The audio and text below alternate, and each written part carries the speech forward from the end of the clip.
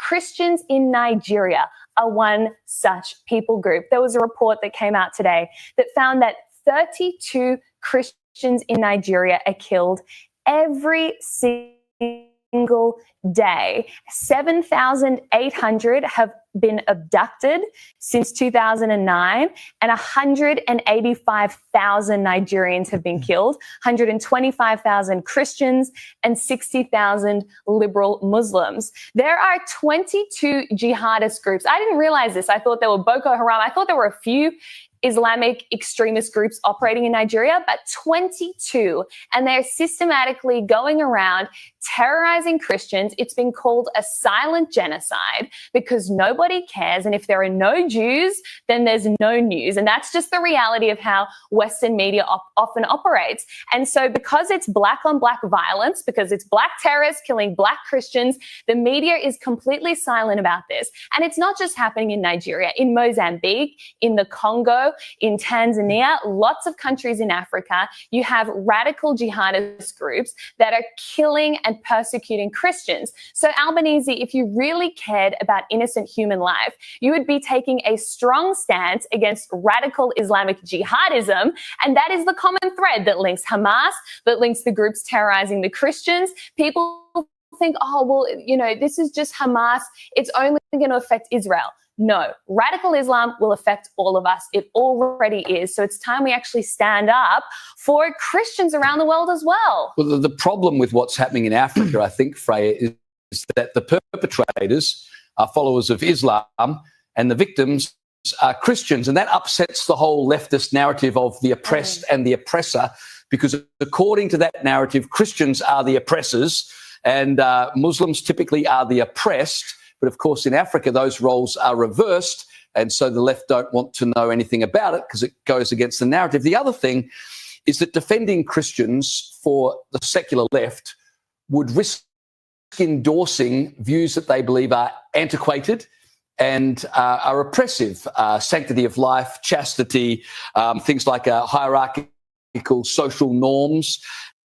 And so they don't want to give moral credibility to ideas that they are repulsed by, and therefore don't want to draw attention to. The only hypocrisy in that is that you can't then endorse radical Islam because it is like, you know, if you want to talk about being backwards, that's about as backwards as you can get. But of course, the issue, they do. Of course, and the issue has always been that they are willing to do that because they think it will help in their ultimate goal, which is the destruction of the West, or to pull apart the cultural touchstones it's a of the classic, West, right? The enemy of my enemy is my friend. Correct. And that's why things like this don't rate as a worldwide media issue, because fundamentally what people are looking for to drive these issues as a global agenda is something that can be linked to the West so that you can then somehow point it back to the West and say, you naughty West. So when you've got black people killing each other in Africa, it doesn't really serve their ends. I mean, you know, they're not actually concerned about the slaughter. And I'm not saying all people who've raised an issue about Palestine are not concerned about slaughter of innocent life, but I'm saying a lot of people who use these conflicts and these issues do so to push an anti-Western barrow. And so they're not interested in what's going on in Africa. I mean, even arguably, you want to talk about wars that we have an interest in, the West has an interest in, Russia and Ukraine. I mean, the resources and money that the Western world has spent on the defence of Ukraine. And does anyone talk anymore about the fact that 1 million odd people have been slaughtered in that war? I mean, you know, it's just certain conflicts and certain issues seem to come to the fore sometimes, and we just forget about the rest of it. People are being killed, genocided every day across the world, and it never rates.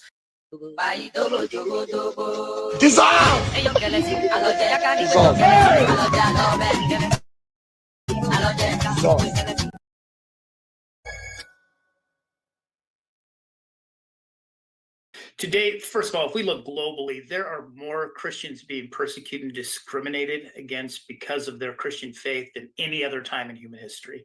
More than 365 million people around the globe experiencing severe persecution.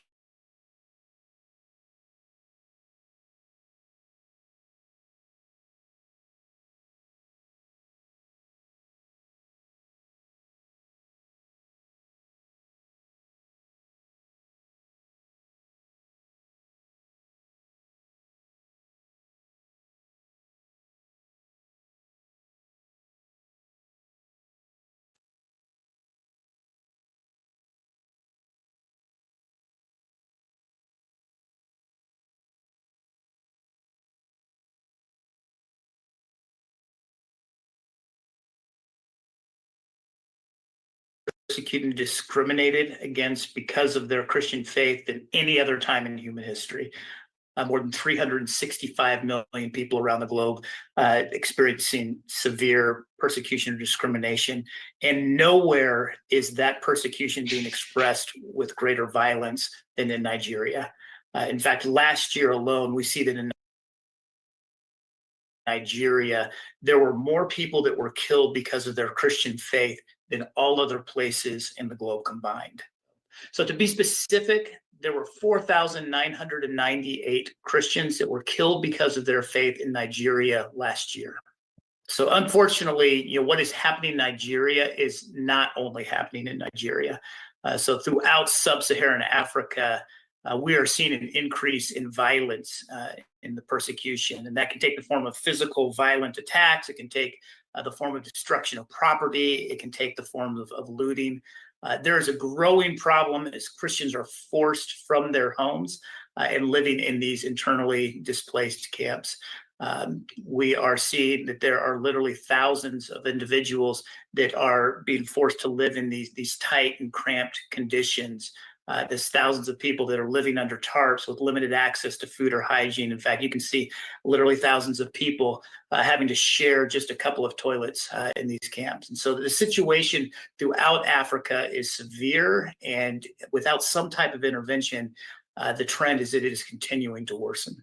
Not long ago, there were leaders from the church throughout Africa that came together, and they asked their Christians and brothers, sisters around the globe, as well as members of these international communities like the UN and other parties to stand with them. And for many of their perspectives, the rest of the world seems to be turning a blind eye. People are not talking about it. People are not aware of the realities, and therefore people aren't doing anything about it. And so in response, I think that we can, as we become aware and increase that awareness, and align ourselves with our brothers and sisters and stand in solidarity with our brothers and sisters in Africa, it sends a vocal message. And that vocal message is one that for African governments that are choosing not to or intervene and to enforce the laws that would protect the rights of these Christians that are being targeted, it sends a message that the world is watching. For other countries or the UN or other bodies involved in international aid, it can send this message that the protection of religious liberties, it needs to be considered in their strategies and in their programs. For the international Christian community, it sends a message that we need to see ourselves as one body, and perhaps even most importantly for our brothers and sisters in Africa, it sends a message that we see them and that they are not forgotten. I'd invite Christians to really do three things. First and foremost, I always invite Christians to pray. And if you go to opendoorsUS.org, you'll see a number of prayer resources that can specifically allow us to lift up our brothers and sisters in Africa. And as you do so, recognize that these are things that we're not praying for our brothers and sisters in Africa. We are praying with our brothers and sisters in Africa. These are things that they specifically vocalized. So secondly, I'd invite people to sign a prayer and petition declaration. And in October of this year, Open Doors will release that on their website. And it's an opportunity to signal your intent to stand with solidarity with our brothers and sisters in Africa, to let your voice be counted with theirs. Again, we're hoping to see over 1 million people sign this petition over the course of this next year. Lastly, I would encourage Christians to use their voices, to raise their voices with friends, with families, with churches, with elected officials, to let them know that these things are important, and to invite others to participate in those same two first steps of prayer and solidarity.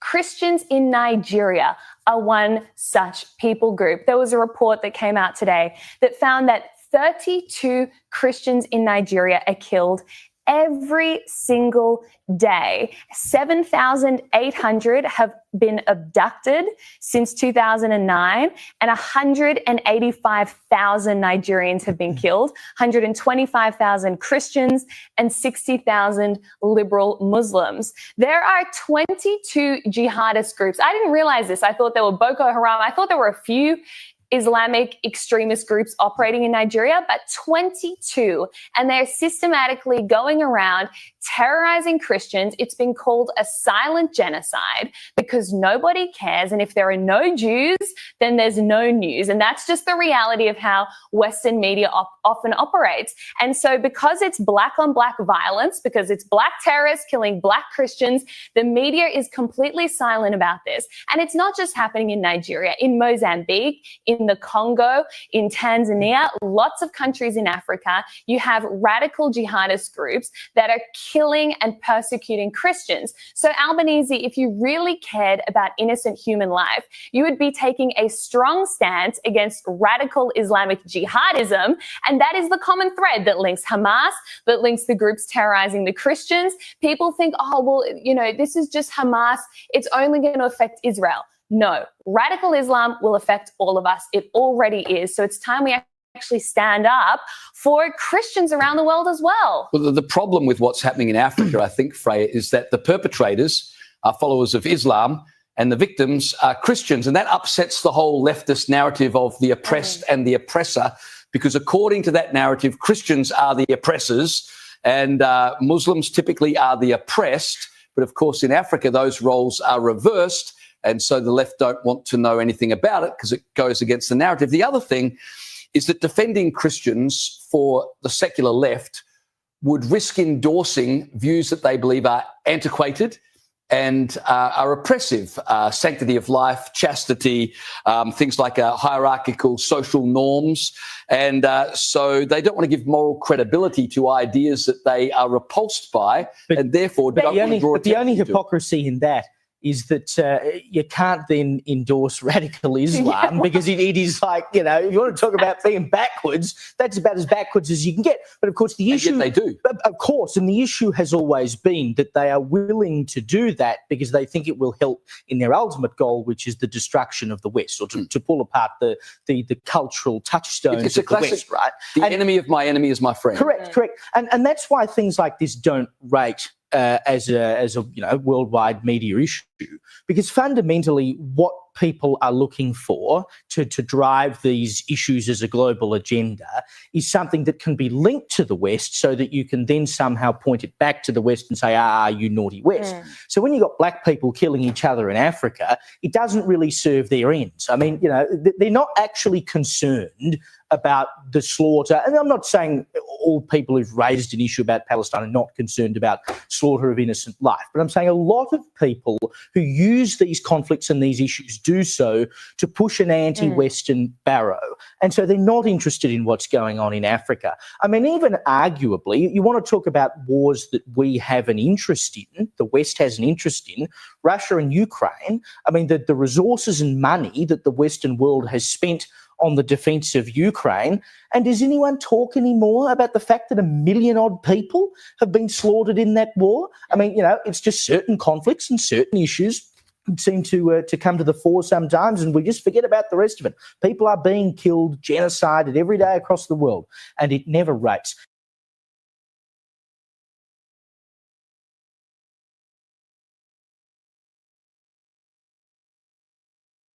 As very foolishly and stupidly will support them because they want Tinubu as the president. And you are all dying every blessed day.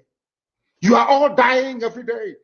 Had you people risen up to say that what is happening in Nigeria is bad, there is no way that Fashoranti's daughter will not be alive today. That is the price you pay for duplicity. That is the price you pay for treachery. That is the price you will continue to pay until you rise up and say, enough is enough.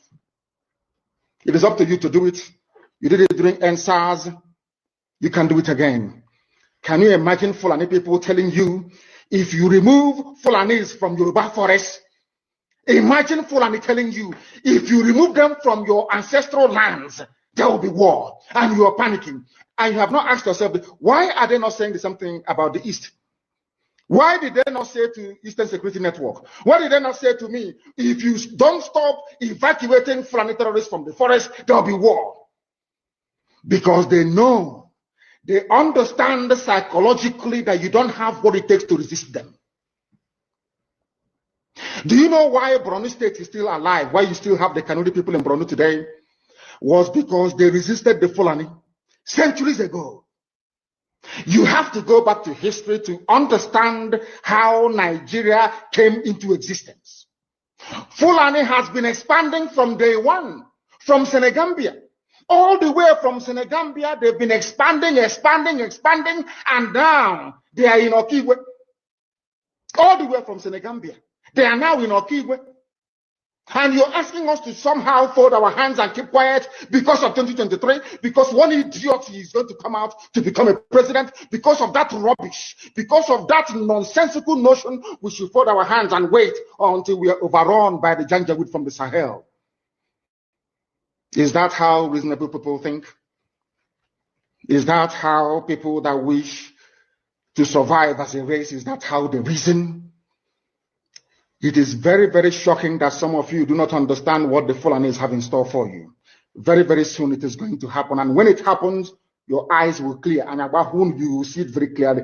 I was warning you in 2014, 2015, 2016. They said he's a warmonger. He's a warmongering. I went to America and I told World Igbo Congress that this war you are avoiding is going to come to your villages. They said, no, it's not going to happen. What is happening today? When Yoruba was supporting the dead idiot called Buhari, did I not warn them that this evil you're supporting will consume you? They never listened. They never wanted to listen. IPOB is a terrorist group. You're trying to divide Nigeria. But Mietiana is not. People that you are calling bandits, have you heard anybody come out to say, please, Buhari, since presidency is there defending terrorists in the forest, why don't you proscribe them? No, you cannot proscribe a Fulani group. Never.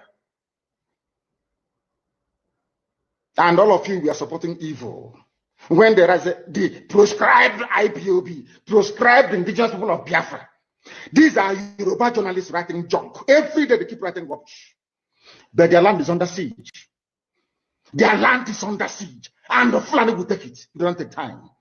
So I am here today to encourage them that they must stand tall and be very strong, resolute. That is what Fulani does. They control the media. They have well-paid consultants all over the world doing their bidding for them. They have that woman at UN trying to lobby the world that everything is okay in the zoo called Nigeria. But you and I know that the zoo is not okay. You and I know the game plan of the Fulani. And what are you doing about it? Nothing. Every day you read, you lament, you complain. Every day you read, you lament. And that's all you do. That is all you do. You read, you lament, you complain. You do nothing about it. Your lives are being taken away from you. Your forests are being occupied. Your mothers are being raped. Your daughters are being abducted. And the whole national government, presidency, is supporting such people. And you're telling me that Nigeria is viably sustainable. Is that what you're telling me? That somehow this contraption is sustainable, it is viable. It can never be. Because the more you stay in one Nigeria, the more you are inviting the Fulanis to take over your ancestral lands, take over your villages, and to make life a misery for you. That is the end game. That is the outcome. If you doubt me, go and do a bit of research. Ask yourself, who are the Hausa people? Who are the Nupe people? Who are the Bachama people? All of these people were steamrolled by the Fulani march to the Atlantic Ocean. And now they're in Yoruba land. They're in their forests. They are in their forests. And who is going to drive them away from there? If not the Yoruba youths. Forget about your useless governors. Your elders are very strong. I love Yoruba elders. The way they behave, the way they talk. Very, very strong. They said they support Akeredolu. There's the governor of Ondo State. They support him in what he's doing. People must come out to say that enough is enough. When you travel to the north, do you live in the forest in the north?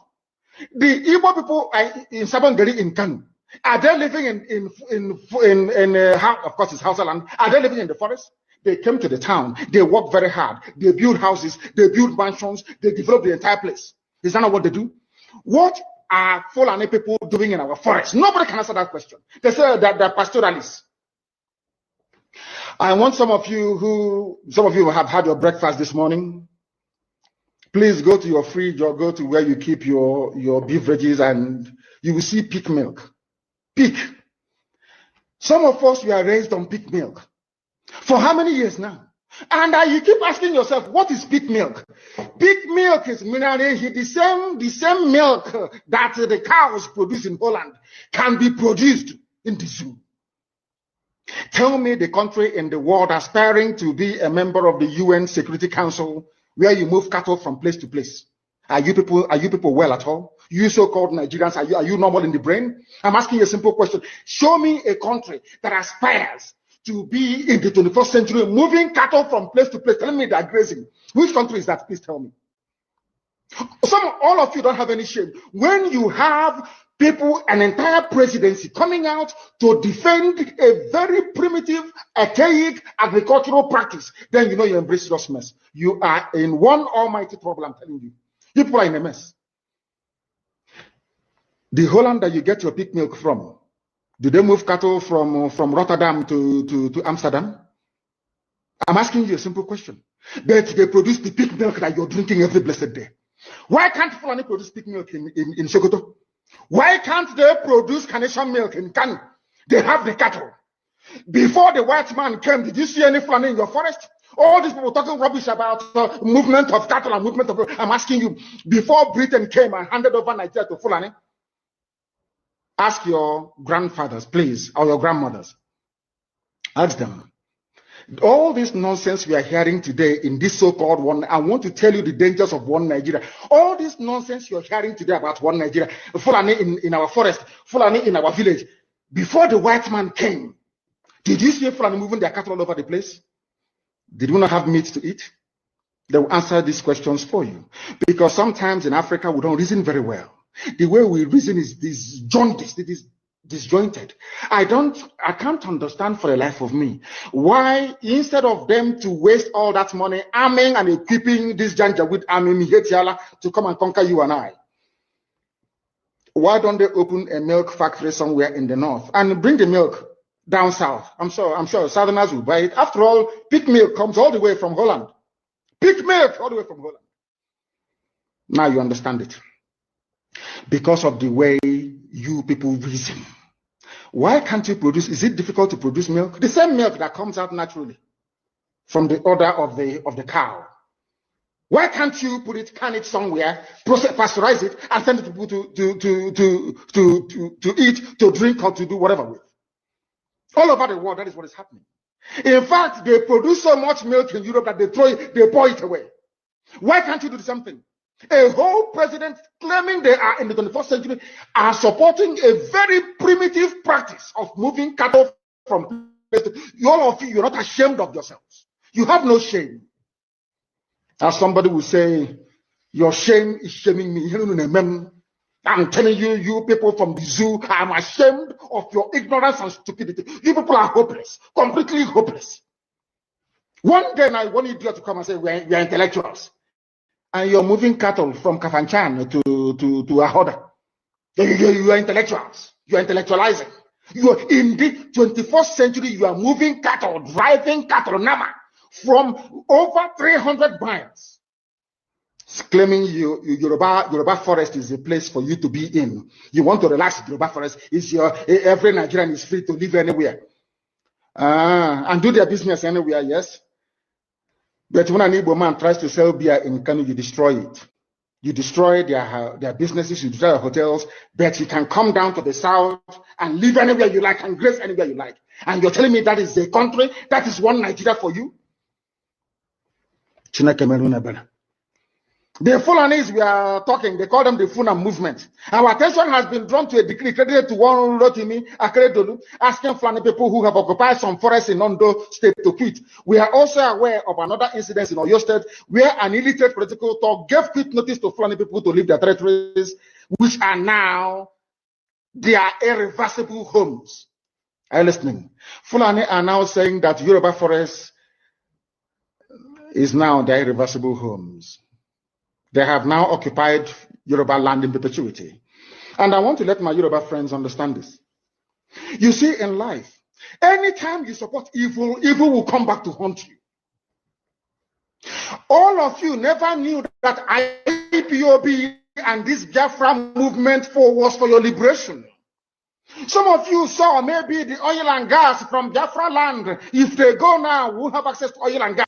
gas. In the process of having your eyes fixated on oil and gas, your forest is gone.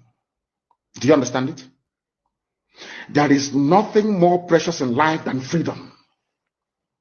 Freedom is very important. And I need you to understand this very morning. Every Yoruba person supporting Fulani, you are setting up yourself to become like the Hausa people. Remember when Hausa was supporting Fulani? We are Hausa Fulani. We are Hausa Fulani. Where are the Hausa people today? I ask you. Where are those Hausa people today?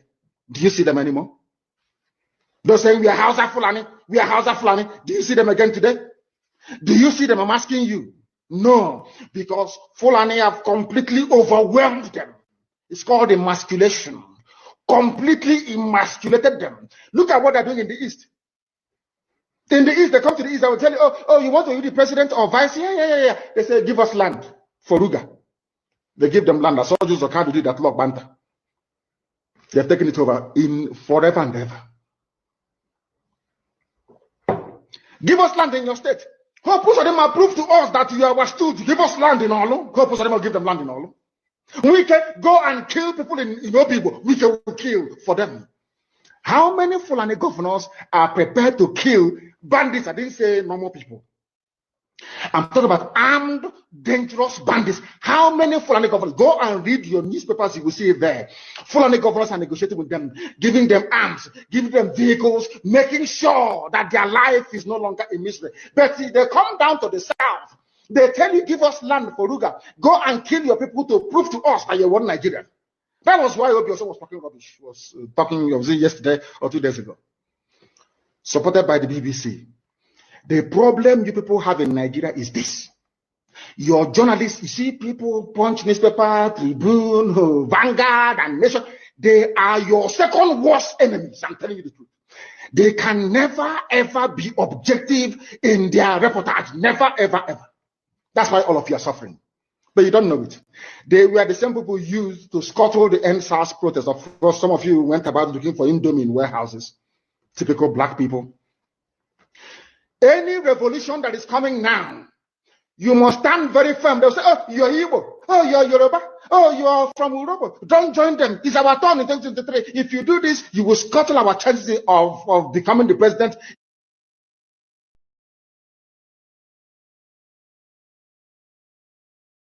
All hail Biafra, land of the rising sun.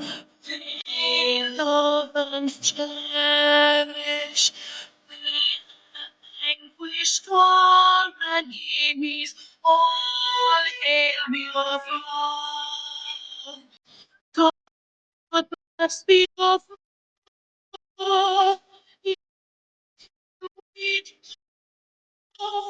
Shout it, sing it.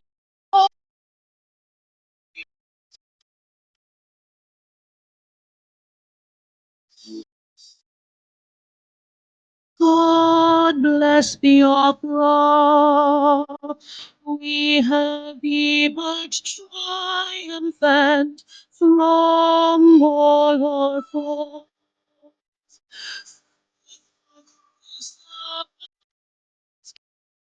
We must victorious.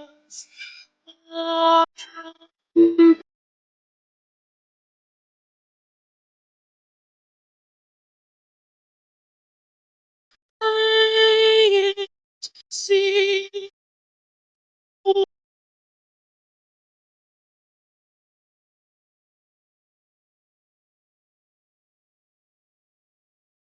Oh, hail Biafra,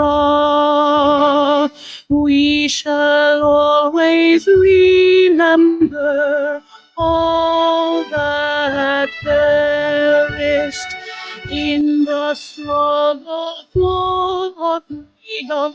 All hail our heroes, our precious men. Oh, day and night, see them always.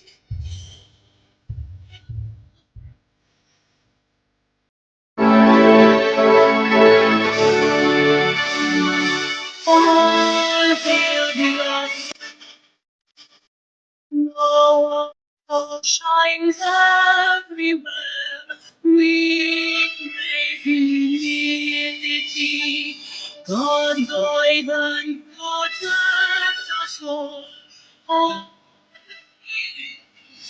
yes, shielding us from evil, and we strive our best.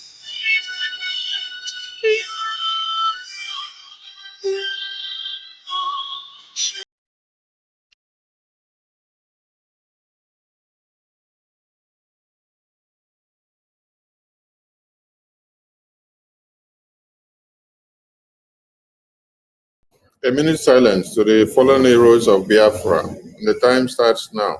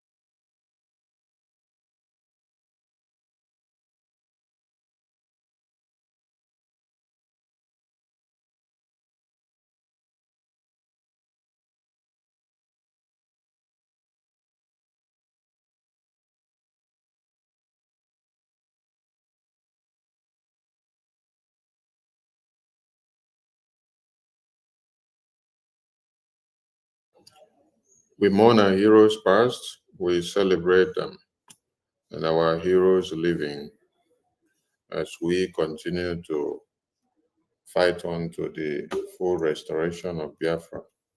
Ise, Ise, Ise.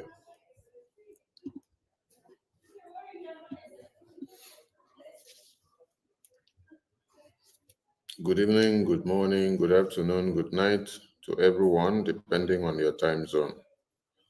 And I bring you warm greetings. Today,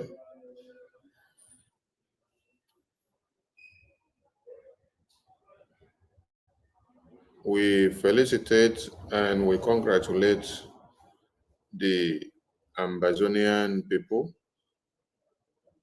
Our allegiances with the Ambazonians are unbroken.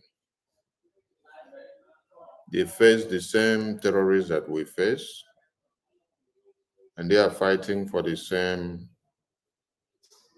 freedom of independence that we fight. We share many things in common with the Ambazonians.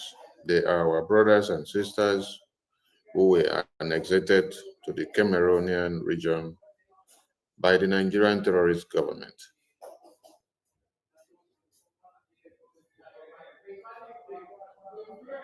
They have fought for many years and they still keep on fighting.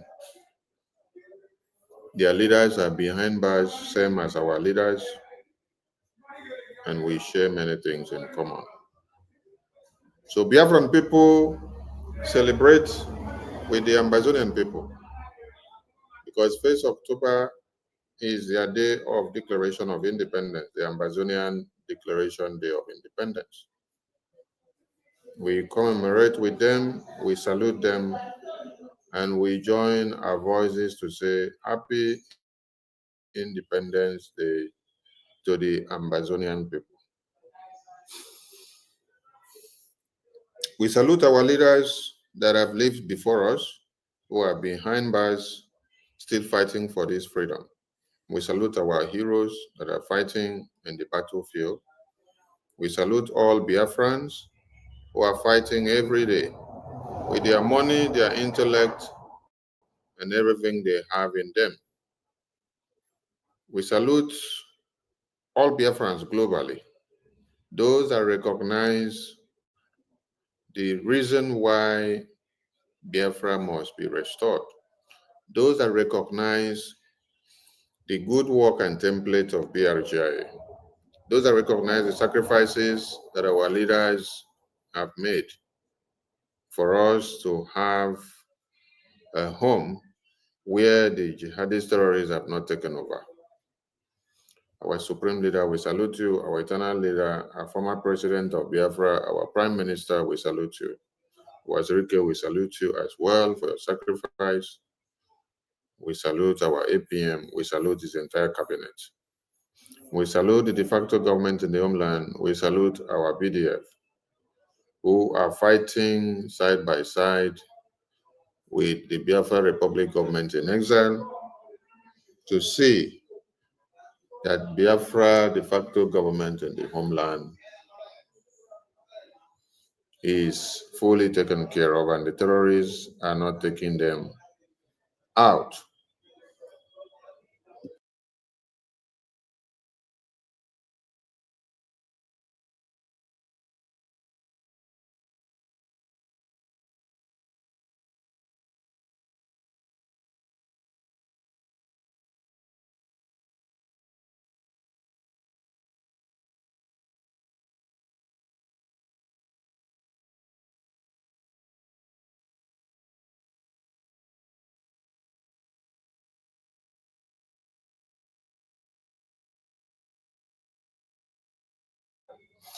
Our sacrifices are not in vain. All you have all been doing are not in vain. You can see that the work of BRJ is paying off. You can see that the top media houses, the senators, the lawmakers in America, they are beginning to peek into the Nigerian genocide that is ongoing of Christians. This did not happen by magic. This is happening due to the good works of BRJ in Washington, D.C., the knocking of the doors. I want all of you to remember when Mr. Dawn, the think tank man that was speaking from America in the Biafra Convention in Finland, he said that the Biafran people have to table Biafra to the US congressmen and women by looking at what is actually taking the attention of people. That the Christian genocide is a bedrock for us to climb on. He advised that we should make sure we use every stone that we have to kill all the birds that we need. And we are making use of them very well. Discussions still continues with the US lawmakers, with BRJ behind the scene. And you are shocked that after the historic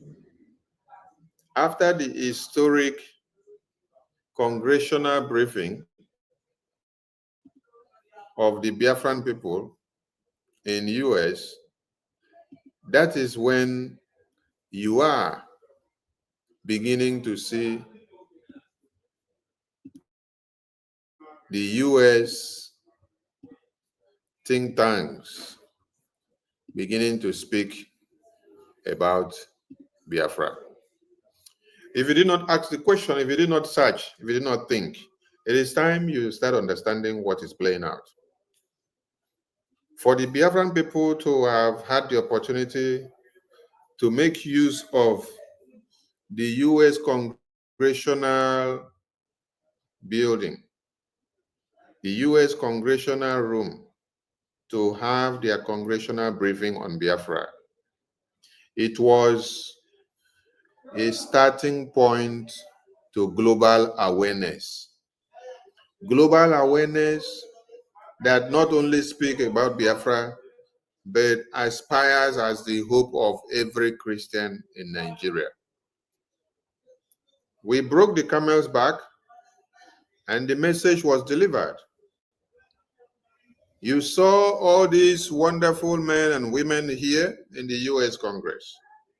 So if you are missing any of these publications or photos, please, when you go to our website, click on diplomatic engagement. This is Biafra Republic Government.org.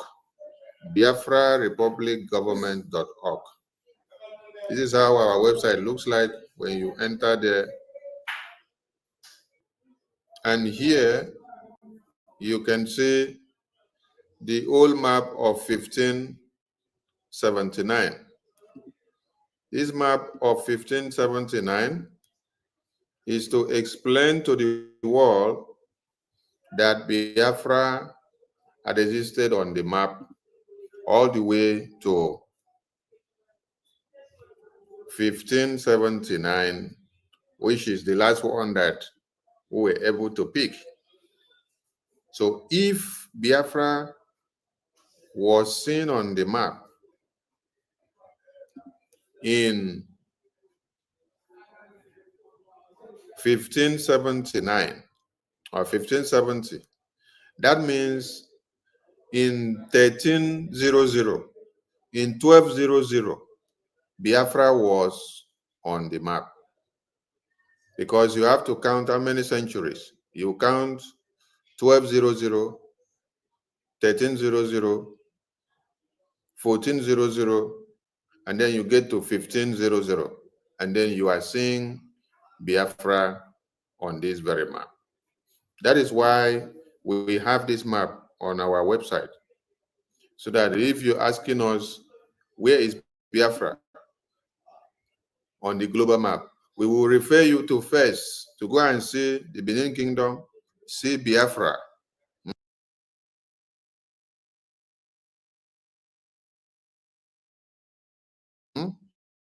See the Gulf of Guinea, see Cameroon.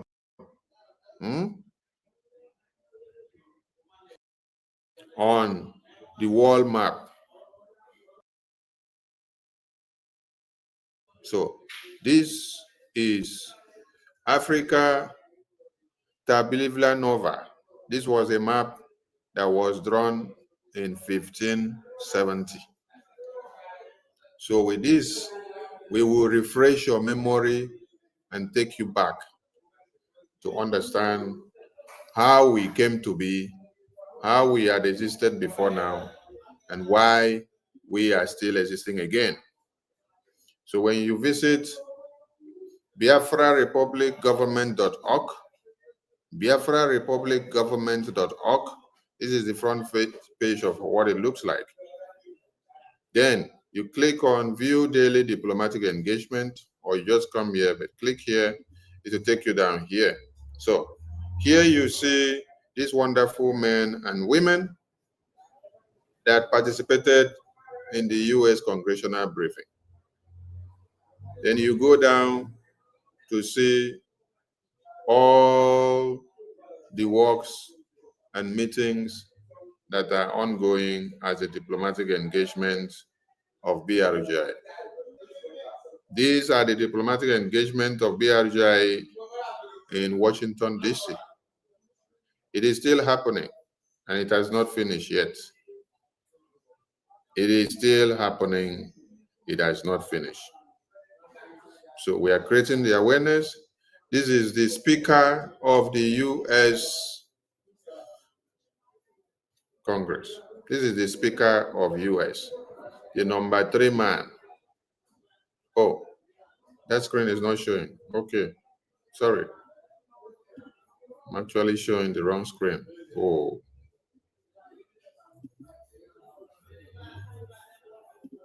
Okay, sorry. All right. Then you scroll down, you see these wonderful men and women. You come down here, you start seeing the diplomatic engagement. If you click here, it will open to you, it will take you to the explosive testimony that was submitted by BRGI to the US Congress, which we call on the sanction on Nigeria and Finland, which we also tell them about the Christian genocide that is happening in Nigeria. So if you just click this post you see here in this website, it will take you to the US congressional testimony where you can read. It's about how many pages? 8 pages of the congressional testimony. So if you just click this inside this website, it will take you there. Then here you come down and then you continue to see, this is Ted Cruz, Senator Ted Cruz. You continue to see them, see APM having meeting with all these wonderful men in America. This is the chairman of the House Committee on Foreign Affairs in US, and it is McClever. These are all reps and senators of America. This is our wonderful Michael Rubin, who is doing the great job of putting Biafra on the paper. And this is our US congressional briefing that just concluded in Washington, D.C. Here you see all the lawmakers of America that we are meeting on our diplomatic engagement. Please, you really need to visit this website so that you can feed yourself on a daily basis. This is the current speaker of America, the number 3 man in America. This is the speaker, Mike Johnson. So we started the discussion with the US lawmakers since September 2024. And we are still moving in. We are still going. This is Smith. We are still going. This is them, senators, lawmakers, reps of America. Our diplomatic engagement is going. This was our presidential inauguration of Donald Trump, which BRGI was officially invited and attended. This is our Moran Global Strategies lobbying team. We keep going, and you see, and you see, and you see. This is our attorney, Dabiri, doing a great job for the Biafran people, putting Biafra on the table. And you are seeing more, and you will see more. This is our Swagalicious APM doing the work in the US Congressional Unit. This is Ted Cruz again, Senator Ted Cruz, pressing Nigerian neck, pressing Nigerian neck to make sure they let Biafra go. And this is the testimony of the court jurisdiction in Kenya, exonerating Imprison Nnamdi Kanu's kidnap, letting the world to know that Nigerian government and Kenyan government committed crime by joining their hands together to kidnap Imprison Nnamdi Kanu. But today, Nigeria are telling you, the Nigerian court are telling you that they don't have evidence of Imprison Nnamdi Kanu being extraordinary rendition. Do you see this document on the screen? Okay. So when you go to the BRGI website, you will see all this. This jurisdiction was passed on what date? When you check very well, you will see all the detailed information that you need here. So, Nigerian terrorist government, they know what they are looking for and what they are doing. So here you see our attorney, our APM, and our lobbyists. Here you see the Minister of Foreign Affairs, our APM on the diplomatic engagement. We are moving and we are going. The talk with US government, when you press here, it will take you down to read the official memo in the US government Department of Justice website. If you click this link here, BRJ in talks with the US government over deal and makes offer public. If you just click this photo, it will take you to the document for you to read officially. The document that was submitted and it is embedded in the US Department of Justice of America. So everything that BRJ are doing, they are being and well documented in the US Department of Justice. So if you haven't visited the website, please go and visit the website. Our Dr. Sho Ayava, the leader of the Ambazonia.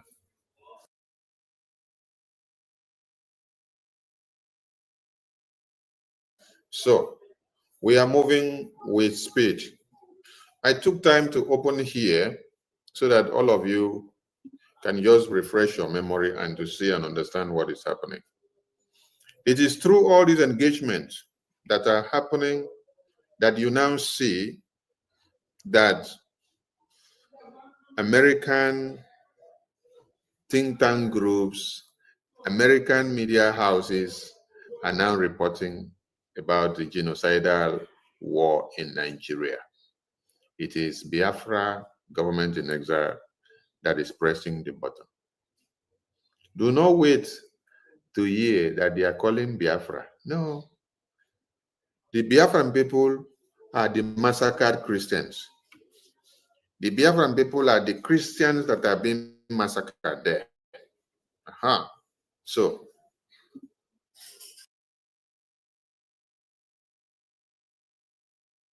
don't wait to hear Biafra. The time that you will hear Biafra,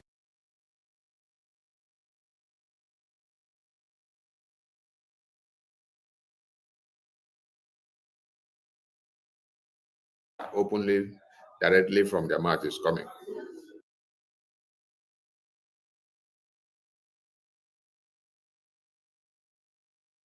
For now, we are using the Christian massacres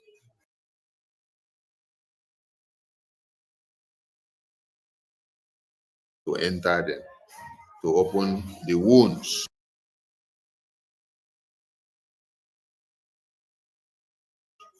And to make everybody understand what is happening. You are the Christians that are in Nigeria that have been massacred. You are the one that is fighting back. The terrorists are the ones massacring and maiming you, outnumbering and reducing you in numbers.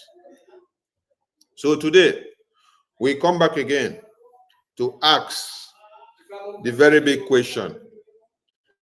They say Nigeria is at what? 65 years. Is it 65 years of progress?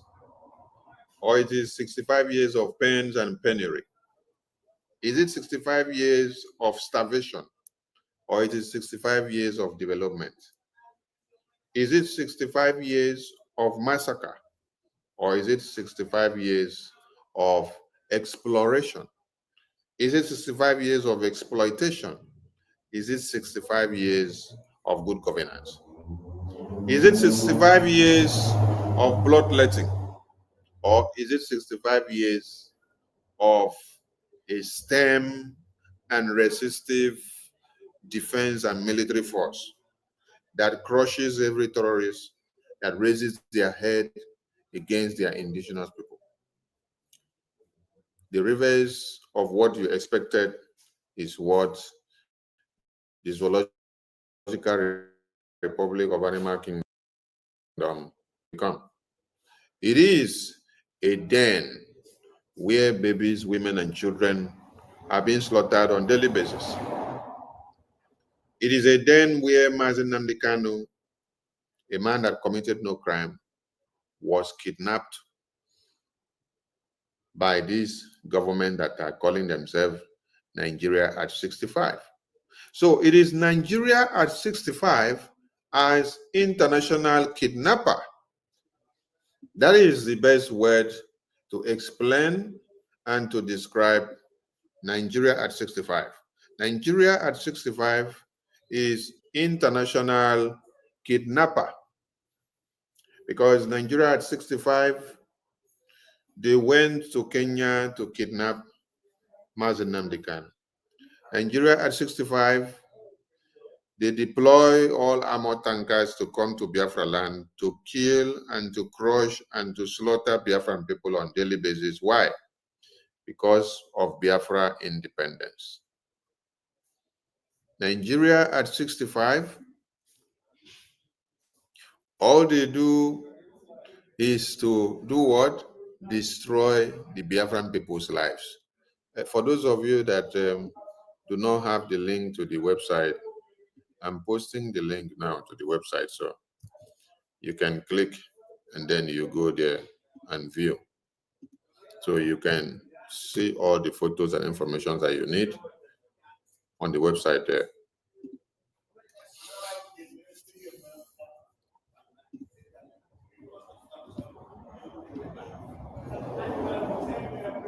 So it is Nigeria at 65, Nigeria as an international kidnapper.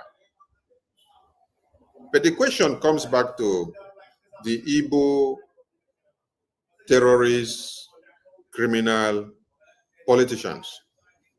I played a video where Imprison Nnamdi Kanu was talking. And Imprison Nnamdi Kanu even commended the Yoruba elders.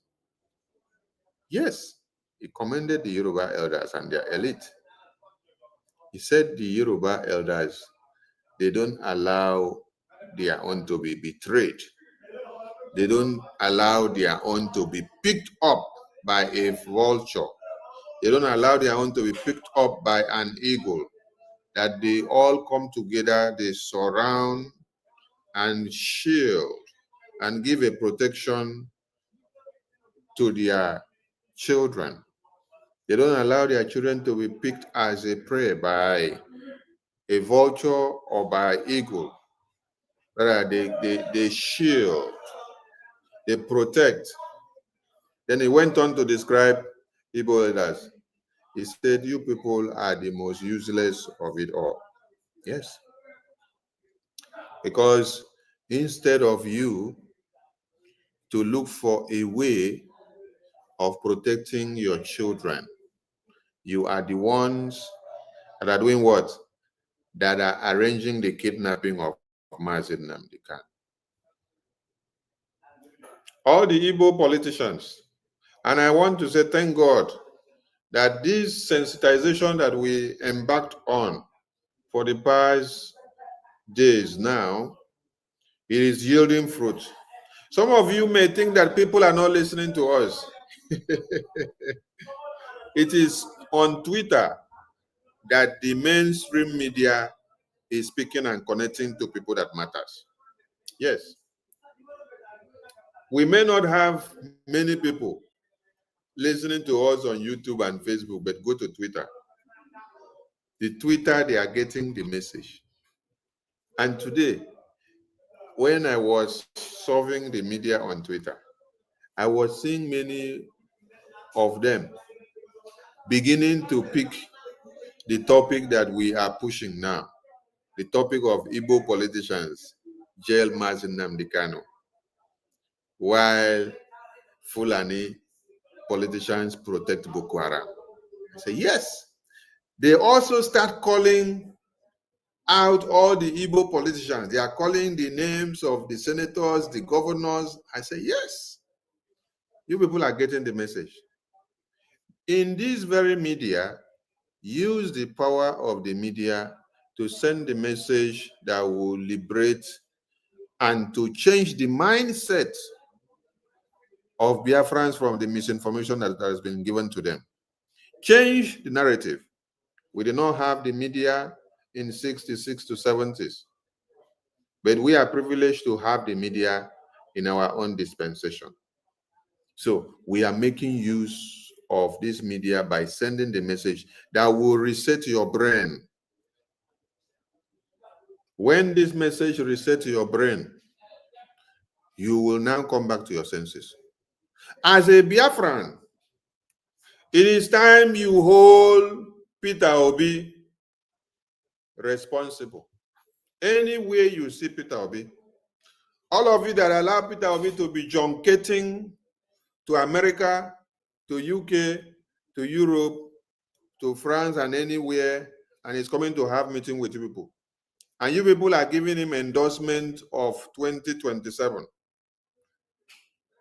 I want to make you to understand that you are actually digging the grave of Peter Obi. Yes. Peter Obi will live longer if you don't push him to go and contest to be the president of Nigeria. He will live longer. He will have a good life. You will be looking around and then you will see Obi, and Obi will be there for you. But when you make a mistake of allowing him to be used again and dumb again and used again to blindfold you and to disrupt your mind on Biafra independence, it will be too bad for you. It was when Peter Obi was brought in to disrupt your mind in 2023, that was when all of you abandoned Imprison Nnamdi Kanu in detention. All your hopes and aspirations were that when Obi wins election, Obi will now come and bring Imprison Nnamdi Kanu out. And then I asked all of you, when Obi does not win election, what happens? Imprison Nnamdi Kanu rot in jail, right? While we had a solution of releasing Imprison Nnamdi Kanu by shutting down Biafra land without any movement of elections. Because of how stupid some of you are, you decided to go and play the chess game of Nigeria and Obi. You played. And even after Tinubu have been elected into power, you people were waiting to November of 2023 for the Nigerian court that is controlled by Tinubu to now remove Tinubu in power and now put Obi in power for you. I look at all of you and I laugh. That was when I knew that some of you have brain tumor. Yes, many of you have brain disease. Who controls the INEC? It is Tinubu, the president of a country. Who controls the judiciary? It is Tinubu. Who elect or appoint the Attorney General of the Federation? It is Tinubu, the presidency. Is it you that is not part of the government that you now go and elect the presidency, will now go and elect the Attorney General of the Federation? Is it you that will now decide what the attorney will do, or it is the person or the government in power that elected that person that will now decide? Let me ask people some questions. As I am like this now, can I stand up and then start fighting this Biafra Republic government in exile, which I am part and parcel of? I'm asking a question. I am part and parcel of Biafra Republic government in exile. And then I was elected by Biafran people or appointed by my minister or my prime minister or my acting prime minister to be his minister of information. Can I now stand up and start fighting the prime minister and fighting his government and say, I want to expose his government?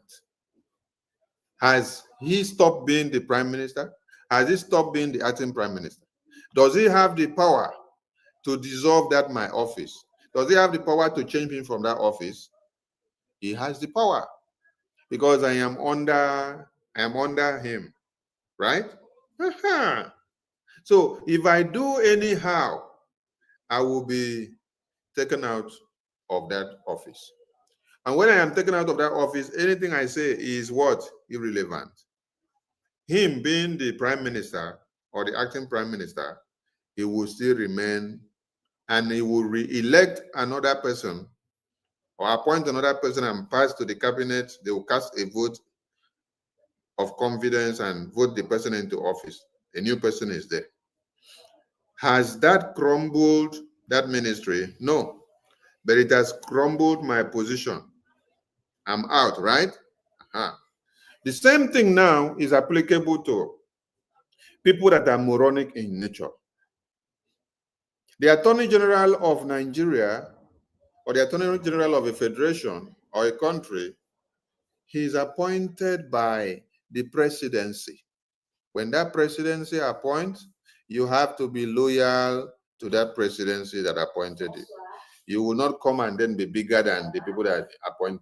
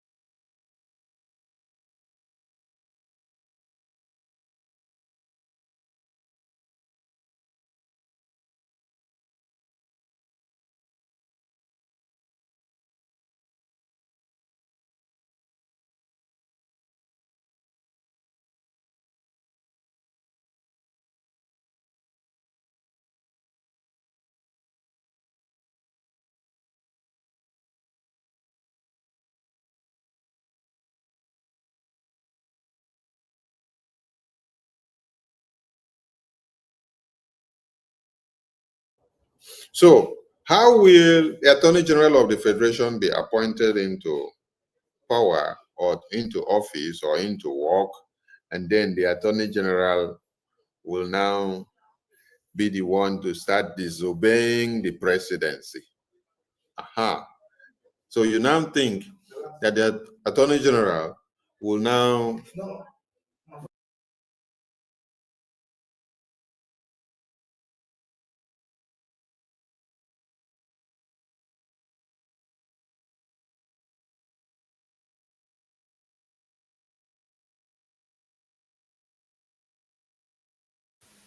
Mr. President, the Senate is worried that if the activities of Simon Ekpa, who is issuing the illegal sit-at-home order, is not checked, he may succeed in corrupting the minds of Nigerian youths and turning them against the government of Nigeria.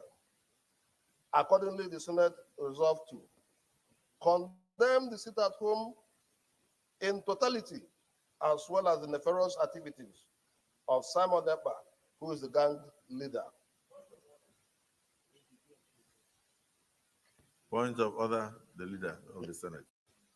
Mr. President, the Senate is worried that if the activities of Simon Ekpa, who is issuing the illegal sit-at-home order, is not checked, he may succeed in corrupting the minds of Nigerian youths and turning them against the government of Nigeria. Accordingly, the Senate resolved to condemn the sit-at-home in totality, as well as the nefarious activities of Simon Ekpa, who is the gang leader. Point of order, the leader of the Senate. Mr. President, the Senate is worried that if the activities of Simon Ekpa, who is issuing the illegal sit-at-home order, is not checked, he may succeed in corrupting the minds of Nigerian youths and turning them against the government of Nigeria. Accordingly, the Senate resolved to condemn the sit-at-home in totality, as well as the nefarious activities of Simon Ekpa, who is the gang leader. Point of order, the leader of the Senate.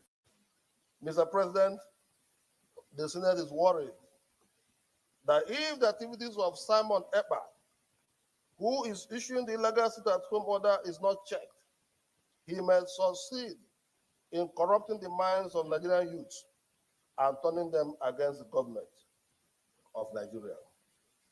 Accordingly, the Senate resolved to condemn the sit-at-home in totality, as well as the nefarious activities of Simon Ekpa, who is the gang leader. Point of order, the leader of the Senate.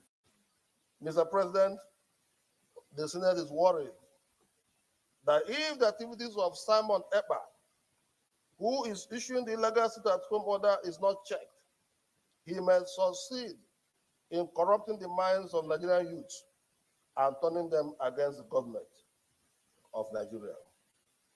Accordingly, the Senate resolved to condemn the sit-at-home in totality, as well as the nefarious activities of Simon Ekpa, who is the gang leader. Point of order, the leader of the Senate. Mr. President, the Senate is worried that if the activities of Simon Ekpa, who is issuing the illegal sit-at-home order, is not checked, he may succeed in corrupting the minds of Nigerian youths and turning them against the government of Nigeria. Accordingly, the Senate resolved to condemn the sit-at-home in totality, as well as the nefarious activities of Simon Ekpa, who is the gang leader. Point of order. Simon is the only problem and Biafra is the only problem people have.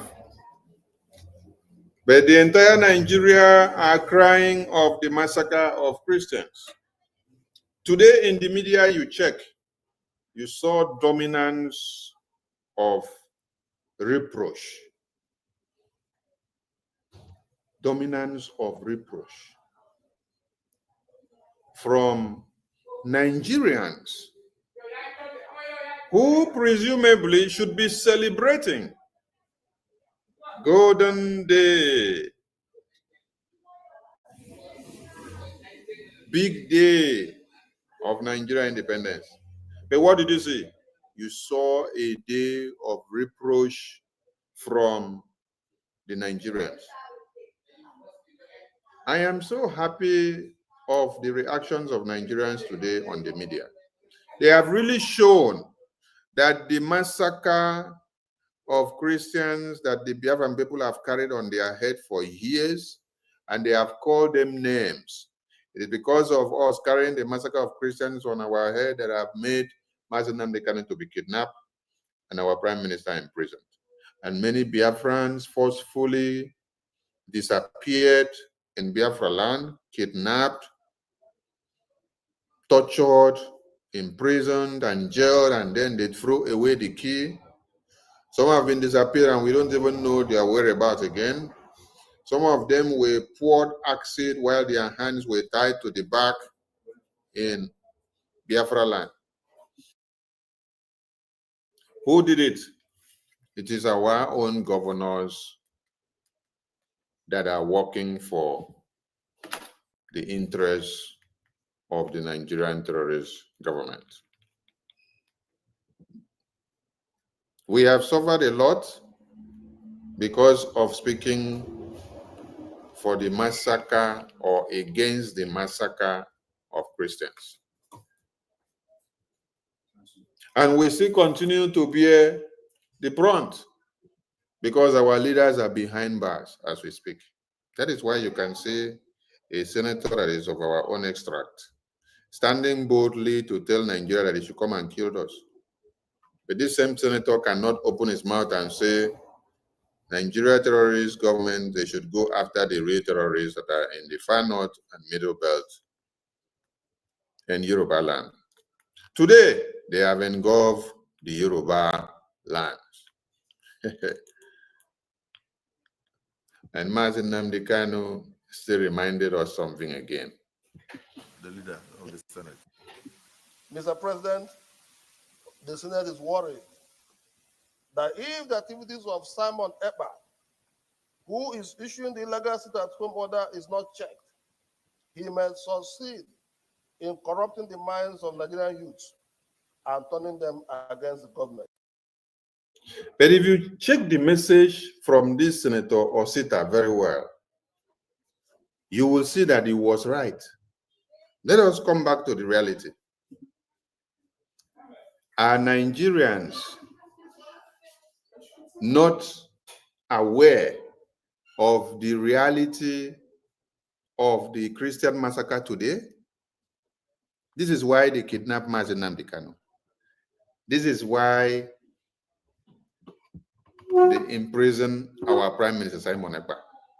So if our Igbo politicians knew very well that the awareness that Biafran people are creating will open the eyes of the entire Nigerian people,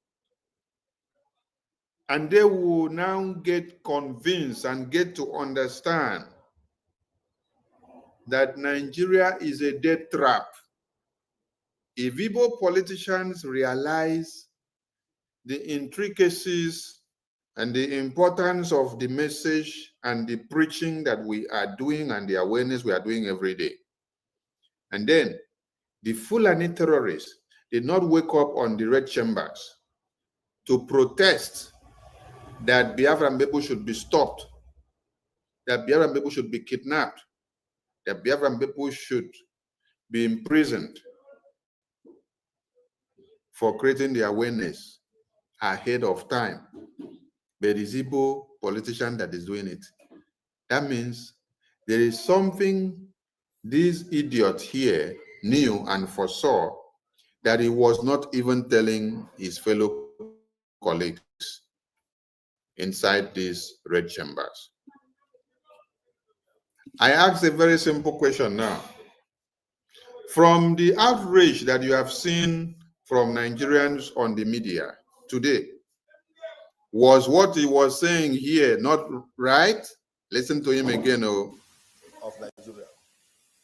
Accordingly, the Senate resolved to condemn the sit-at-home in totality, as well as the nefarious activities of Simon Ekpa, who is the gang leader. Point of order, the leader of the Senate. Mr. President, the Senate is worried that if the activities of Simon Ekpa, who is issuing the illegal sit-at-home order, is not checked, he may succeed in corrupting the minds of Nigerian youths and turning them against the government of Nigeria. Accordingly, the Senate resolved to condemn the sit-at-home in totality, as well as the nefarious activities of Simon Ekpa, who is the gang leader. Point of order, the leader of the Senate. Mr. President, the Senate is worried that if the activities of Simon Ekpa, who is issuing the illegal sit-at-home order, is not checked, he may succeed in corrupting the minds of Nigerian youths and turning them against the government of Nigeria. Accordingly, the Senate resolved to condemn the sit-at-home in totality, as well as the nefarious activities of Simon Ekpa, who is the gang leader. Point of order, the leader of the Senate. Mr. President, the Senate is worried that if the activities of Simon Ekpa, who is issuing the illegal sit-at-home order, is not checked, he may succeed in corrupting the minds of Nigerian youths and turning them against the government of Nigeria. Accordingly, the Senate resolved to condemn the sit-at-home in totality, as well as the nefarious activities of Simon Ekpa, who is the gang leader. Point of order, the leader of the Senate. Mr. President, the Senate is worried that if the activities of Simon Ekpa, who is issuing the illegal sit-at-home order, is not checked, he may succeed in corrupting the minds of Nigerian youths and turning them against the government of Nigeria. Accordingly, the Senate resolved to condemn the sit-at-home in totality, as well as the nefarious activities of Simon Ekpa, who is the gang leader. Point of order, the leader of the Senate. We did not corrupt the minds of Nigerian youth. Rather, we opened the eyes and the minds of Nigerian youth. So that eye opening is what has made the Nigerian youth to now understand and see and know what is actually facing them, the reality, because they have been living in fool's paradise. Yes. While the massacre is happening in Benue, while the massacre is happening in Borno, in Zamfara, in Plateau, in Kwara, in Kaduna, in Borno, they don't make it a reality to them. That is when they give them BB Niger to start watching. That is when they give them Nollywood to start watching. I want to show us something today. Before I go to the video I want to use to explain something to Biafrans. Now, Davido is who? Nigerian celebrity, right? Davido is making so much money and his riches and became who he is. From where? From Nigerians and from Nigeria. Nigeria promoted him. Nigerians promoted him by watching his video, subscribing, and liking his music, and making his music to be their best of best. But now, do you know what happens? Now, look at what happens here. Davido now wants to create job. Davido is now going to South Africa to create a job. Davido is set to invest over $100 million approximately into his own private jet line known as Chivido jet line in the heart of South Africa's city, Johannesburg. This will make him the first ever artist in the world to own a private jet line. Now, creating this or putting this in Johannesburg in South Africa will create jobs for the people of South Africa. And if you will go and check that job that will be created, a Nigerian that comes from Nigeria will not be able to get that job in South Africa. It's South Africans and other nationals will be on the line to get that job. What stops Davido from investing this money in Nigeria? It is Nigerians that promoted his music and make him to become who he is today. Huh? Okay.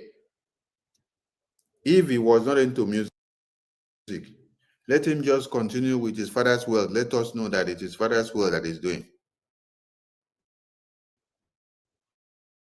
But type on the internet Davido and look at music most. It is Nigerians that make it to go viral. Both on YouTube or on Facebook or on Spotify or anywhere that you're checking. It is Nigerians, people that are watching from Nigeria region that makes it to go viral more than every other thing. Now Davido is taking the job opportunity to South Africa. Why is he taking it to South Africa? He's taking it to where his business will be secured. He's taking it to where there is no jihadist terrorist that will destroy the business. He's taking it to where his business will not be ruined. He's taking it to where his mind will be stable and calm. He's taking it to where there is no insecurity. He's taking it to where he will be relaxed while enjoying his investment and while making his money. He's taking it to where everything will work out well. While you fools are singing Davido's music and clicking it and playing it every day. Oh my God. What will happen to you?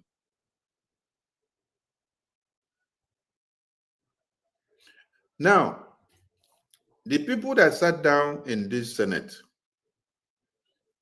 looking for the head of Simon Ekpa to kill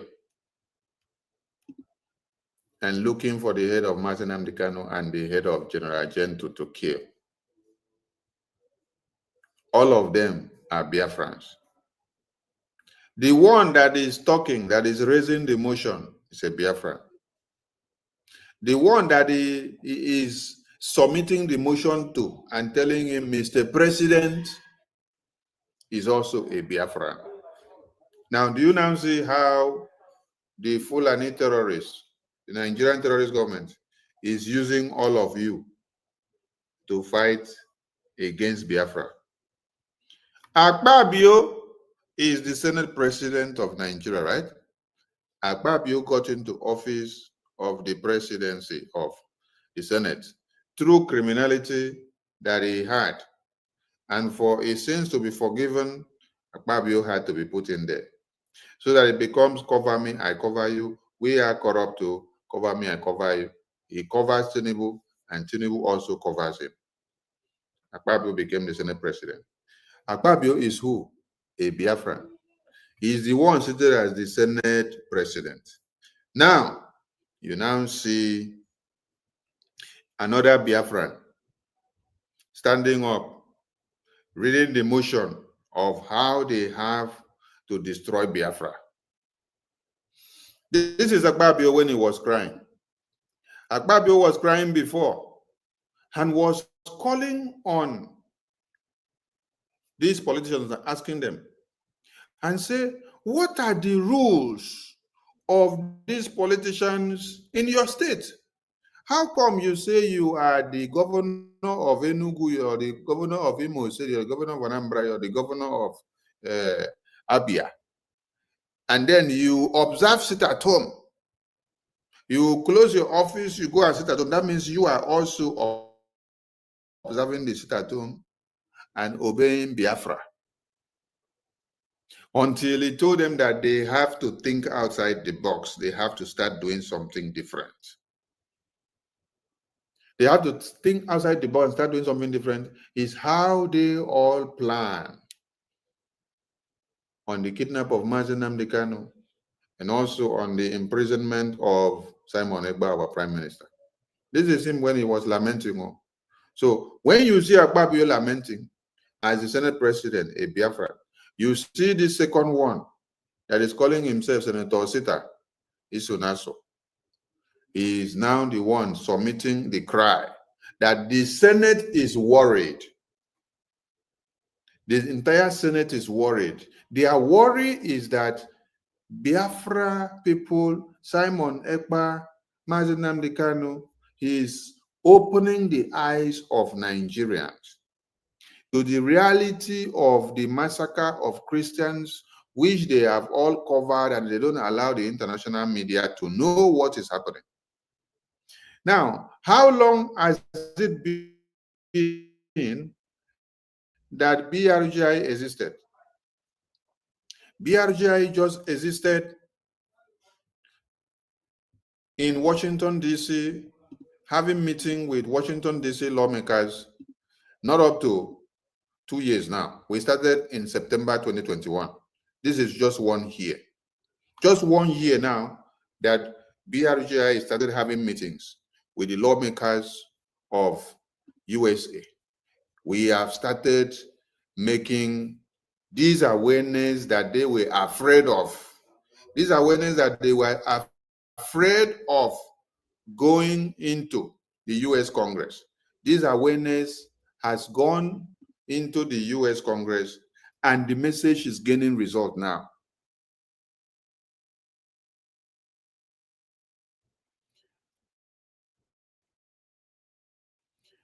And it is not just Biafran people now that are now passing the message. The US congressmen and women are taking the message from our hand and helping us to push it down to the media.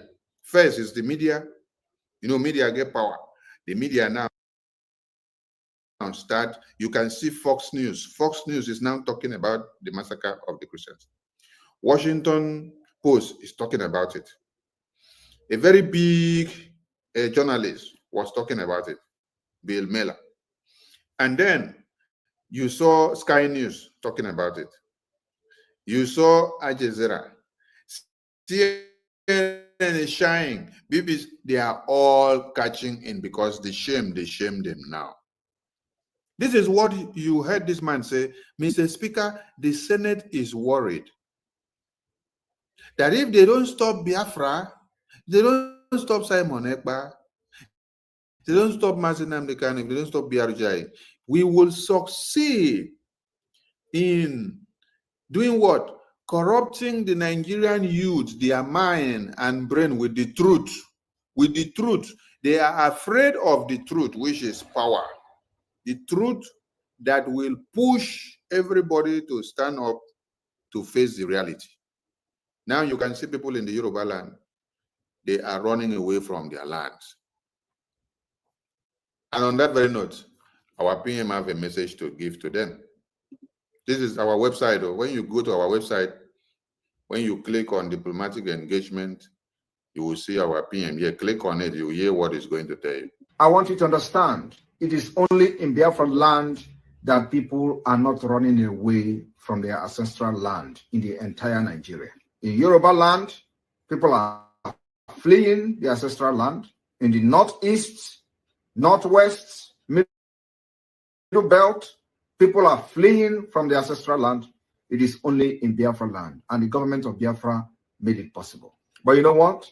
They would like you to believe that Simon Ekpa is the cause of insecurity. No, I am the solution, and the only way they can get to you is by kicking me out of the way, which is not possible. I have come. After I'm done with Nigeria, Biafra will be free and enjoy freedom. Biafra will know the importance of freedom and what I'm doing today in 5 years to come. Thank you. Did you get the message? If you did not get the message, we will continue to educate you. It is only in Biafra land that people are not running away from their ancestral land and they are looking for some way to go and hide and then hand over their lands to the Fulani terrorists. Why? Because Biafra Defense Forces exist. That is why some of you that do not know the usefulness of Biafra Defense Forces, it is because they are shielding Biafra land. They are forming a defense mechanism. They have formed a defense, a brick wall, where they don't allow the terrorists to come into Biafra land to slaughter you. So as you sleep and relax yourself and rejoice, you don't know if there is war ongoing. When you are told that there is war and you see stockpiled dead bodies of babies, women, and children from Zamfara, Plateau, Kano, Kaduna, you don't know what is happening. You think that it is film or jokes because Biafra Defense Forces have formed a wall, a defensive wall, and they don't allow the same terrorists that is slaughtering people in Kaduna and Kano and Bono and Zamfara and Kwara to happen to you. You don't know the good that Biafra Defense Forces is doing to you until the day you lose them, until the day you don't see them again. This Igbo political criminal that is standing here and the Senate president that is there talking, the two of them, this one is saying the Senate is worried that Biafra people will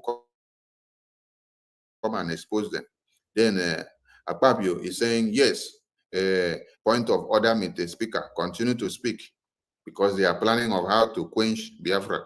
They don't know the usefulness of Biafra Defense Forces. Until we allow these terrorists to come and visit their families one after another, we are not going to allow the terrorists to come into Biafra land because the terrorists will not go after them. They will come after the poor masses because they are the ones paying the terrorists. They will pay the terrorists. They will direct them on where to go, who to go and attack. The terrorists will pay their families because they will give the terrorists money. They will send the terrorists to come and attack the poor masses and kill the poor masses, whereby using the blood of the poor masses to glorify their attack. The governor of the state himself obeys the sit at home on Monday, and then the civil servants that work in government house obey the sit at home, and government shut down on Mondays. It means the real governor of Southeast is Simon Ekpa, ruling the Southeast from Finland. This is how they got shocked and they decided to do something. So now that Nigeria is at 65 as an international kidnapper, and Imprison Nnamdi Kanu is rotting in jail, while the northern terrorists and governors are liaising together and are buying more weapons for them, paying them more money, giving them more food, sitting down with them to discuss and talk and have good chat. A reasonable Biafran senator and politician should not be standing up to call for the head of Simon Ekpa or the head of Imprison Nnamdi Kanu or the head of the Biafra Defense Forces. You shouldn't be calling for the head of Biafrans who are fighting to stop and protect the babies from being massacred and stop the annihilation of our babies, women, and children in the hands of the terrorists. What you should be doing should have been to look for modalities of even bringing all the Biafrans together and ask them, how do we defend ourselves? That is why Imprison Nnamdi Kanu in the video I played was commending the Yoruba elders for coming together, for putting their heads together on how to stop the terrorists. Yesterday, I put a publication on the screen where 130 groups of Yorubas, elders, they came down, their senators and ministers and traditional rulers, they are planning of how to combat the terrorists that have arisen in their lands, because they can't sit back to be watching their babies and children slaughtered and their women running away from their homelands in the midnight, where they wander in the midnight and they don't know whether they are going to run into the hands of another set of terrorists that are hiding somewhere. So if you see this unity of purpose, if you see this togetherness, if you see this love and affection, if you see this consistency in the Yoruba people, their elders are the ones taking the lead, calling their youth together, calling everybody together, coming together and even writing petitions. They did not write petitions to come and stop the massacre or the terrorist invasion in Nigeria or in Biafra land or in the north. They put their region first. They said they are writing this petition for the terrorist invasion to be stopped in Southwest, which is only Yoruba land. Only Yoruba land. So I want all Biafrans to start holding all the Igbo political criminals, all the Biafran political criminals, elite, accountable. Wherever you see Peter Obi, you have to hold Peter Obi and ask Peter Obi to produce Imprison Nnamdi Kanu. Wherever you see Peter Obi, it is not for you to start jumping on Peter Obi and start jubilating and glorifying him and praising him for the kidnap of Imprison Nnamdi Kanu, the imprisonment of our Prime Minister, the crushing of the Biafran people, the kidnapping of the Biafran people, the roadblocks that are implemented in Biafra land, and the subjugation that our women and children are going through. No. What you should be doing for this, hold Peter Obi accountable. Ask Peter Obi, Imprison Nnamdi Kanu was in detention, was kidnapped in Kenya in 2021. Then in 2023, you were brought by UK Prime Minister to switch party. You switched from PDP to Labour Party overnight. They gave you ticket to now go as presidential candidate to come and deceive Biafran people, to cajole them into believing that they should abandon Biafra and then come and support Labour Party, that is the hope of Igbo man. Yes. Then all of them went sheepishly, so that the attention on Imprison Nnamdi Kanu's release and the attention on Biafra will be quenched. You succeeded. Since you finish your shambolic campaign of presidency of 2023, have you done anything to release Imprison Nnamdi Kanu? Have you gone for his release? No. Now you are campaigning for another 2027, which you will not see. So all you people want is presidency and not the freedom of the Biafran people, not the freedom of Imprison Nnamdi Kanu. So hold Peter Obi responsible wherever you see him. Hold Peter Obi. Is no more time for political campaign. It is time for accountability. It is time to hold all of them accountable. If you want Imprison Nnamdi Kanu release, if you want our PM release, if you want Biafrans release that are captured and locked up, if you want the Biafra Defense Forces to do their work and get you Biafra tomorrow, you must start holding these, our politicians, accountable.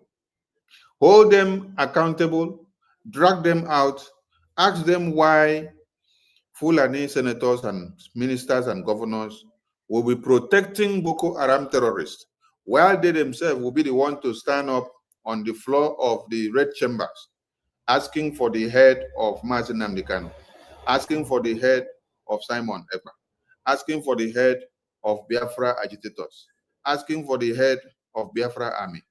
The same Biafra army, if not because of them, everybody would have been massacred in Nigeria now. Everybody in Biafra land would have been gone. It is in Nigeria. They are pushing and sustaining that rock of the terrorism that is falling on the Christian churches. It is Biafra Defense Forces that is holding and sustaining it from not falling on the Christian churches. By the time you remove the Biafra Defense Forces, that rock of the terrorists will fall on the Christian churches once and for all, and the entire Christendom will be quashed to pieces. And you will not see any politicians accountable.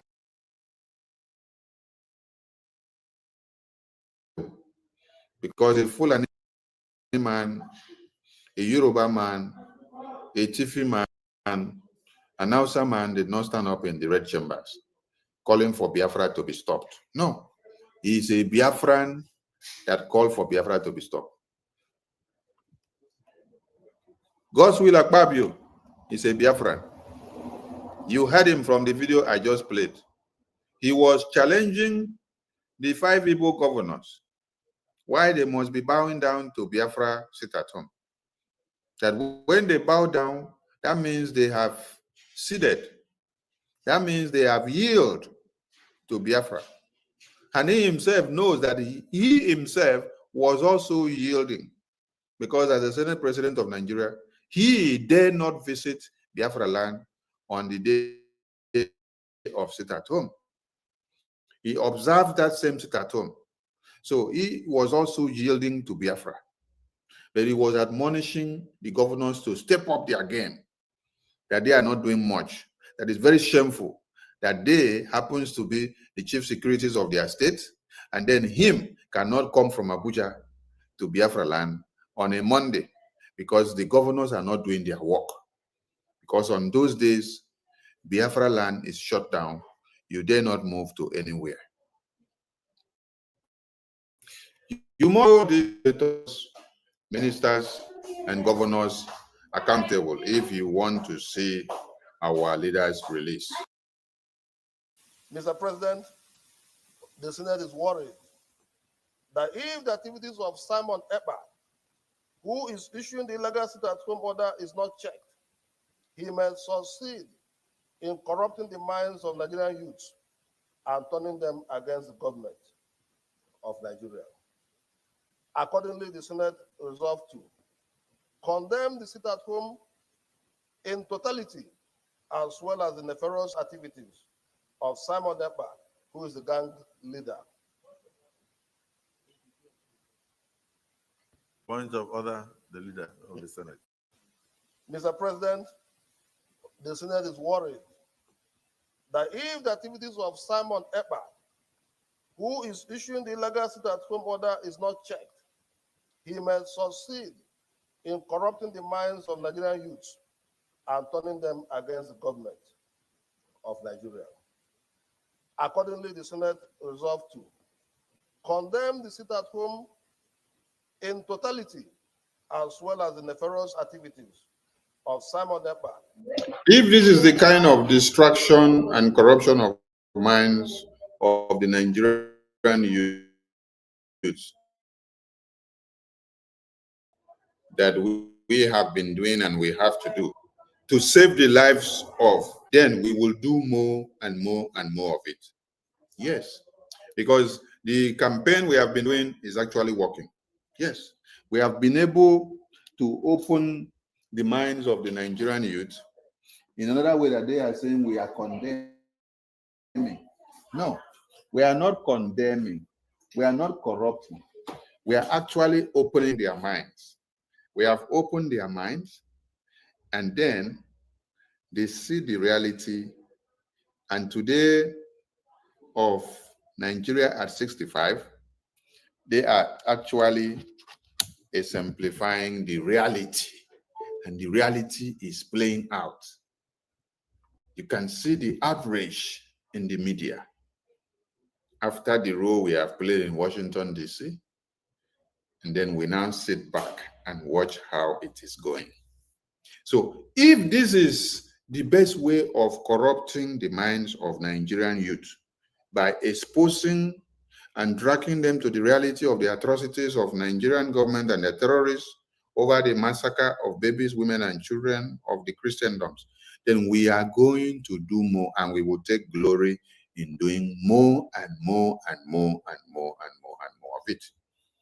While that is ongoing, we want the Biafran people to hold the terrorist politicians that we have in our lands accountable. This is Imprison Nnamdi Kanu crying out with pain because he is so disappointed in the senators, the governors, the politicians that we had expected to be doing the same thing that Gumi and the Fulani and the northern governors and senators are doing for the northern people. Yes, I want all of you to understand that if you don't cause a problem, you will not be able to solve one. You must cause a problem to be able to solve a problem. The law of Newton says to every force, there must be equal and opposite reaction for there to be a friction. If there is no equal and opposite reaction, the law of Newton is not satisfied. For you to make something move, that thing that is standing is a load. For that load to move, to be in motion, you have to apply a force to propel it. that force will not come from the pit. That force to propel that engine need to come from you. So you have to exert the force. So there is a problem in Nigeria, and that problem is what is making noise in the entire media now. Biafran people found the solution. And the solution is for us to do what? To get Biafra. When we get Biafra, we solve the problem. So Biafra has now become a problem to these senators and the ministers, because we have made Biafra to become a firing furnace for them. We increase the flame, the burning temperature, and the boiling temperature is increasing on a daily basis. So they have to feel the heat. We do it military-wise by standing to defend our land. We do it by opening the eyes and the minds of people in the media. And now we take it to Washington, D.C. Now you see the entire world are talking about it, and they are catching up with the reality. Who is the gang leader? Point of order, the leader of the Senate. Mr. President, the Senate is worried that if the activities of Simon Ekpa, who is issuing the illegal sit-at-home order, is not checked, he may succeed in corrupting the minds of Nigerian youths and turning them against the government of Nigeria. Accordingly, the Senate resolved to condemn the sit-at-home in totality, as well as the nefarious activities of Simon Ekpa, who is the gang leader. Point of order, the leader of the Senate. Mr. President, the Senate is worried that if the activities of Simon Ekpa, who is issuing the illegal sit-at-home order, is not checked, he may succeed in corrupting the minds of Nigerian youths and turning them against the government of Nigeria. The lamentation is too much. Honestly, the lamentation is too much. The lamentation is too much. And we love it when we see them lament. It means we are doing something. If you did not do something, and if you are not doing something, they will not cry over it. So their lamentation is worth it. Yes. Let us listen to this message from Imprison Nnamdi Kanu. Because Imprison Nnamdi Kanu had expected that the senators that we have, the governors that we have, the ministers that we have, that found themselves in the National Assembly of Nigeria, in the House of Reps of Nigeria, should have been talking to table the plight of the Biafran people. Rather, what they are doing is to table that Biafra people should be destroyed, while the Fulani terrorists should come into Biafra land and kill all Biafran women and children. They outrightly opened their mouth and canvassed in the Senate that our Biafran leaders should be kidnapped. They should be repatriated to Nigeria. They should be locked up, and that every Biafran should be killed. They stood up, these criminal politicians that we have in Biafra land, all of them in all the extracts, they stood up together to unanimously agree on proscribing the name indigenous persons of Biafra. The indigenous persons of Biafra that you say you're proscribing, you yourself, you are indigenous person of Biafra. And you stand in the Senate and say you are proscribing yourself. You see how foolishness works? IPOB is not just like a name of a group. No. IPOB means the indigenous persons of Biafra. I'm not talking of IPOB that you go and register it as an organization or group or entity in any place that you're living. No, I'm talking about indigenous people of Biafra that exist as Biafran people. Yes. So when you say you are doing what? You are proscribing IPOB. That means you are proscribing yourself because you yourself, you are IPOB. Listen to Imprison Nnamdi Kanu. Because of the disappointment of these people.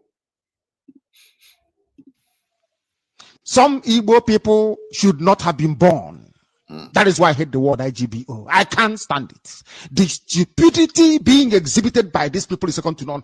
These are the same people that killed your fathers, your mothers, your grandchildren.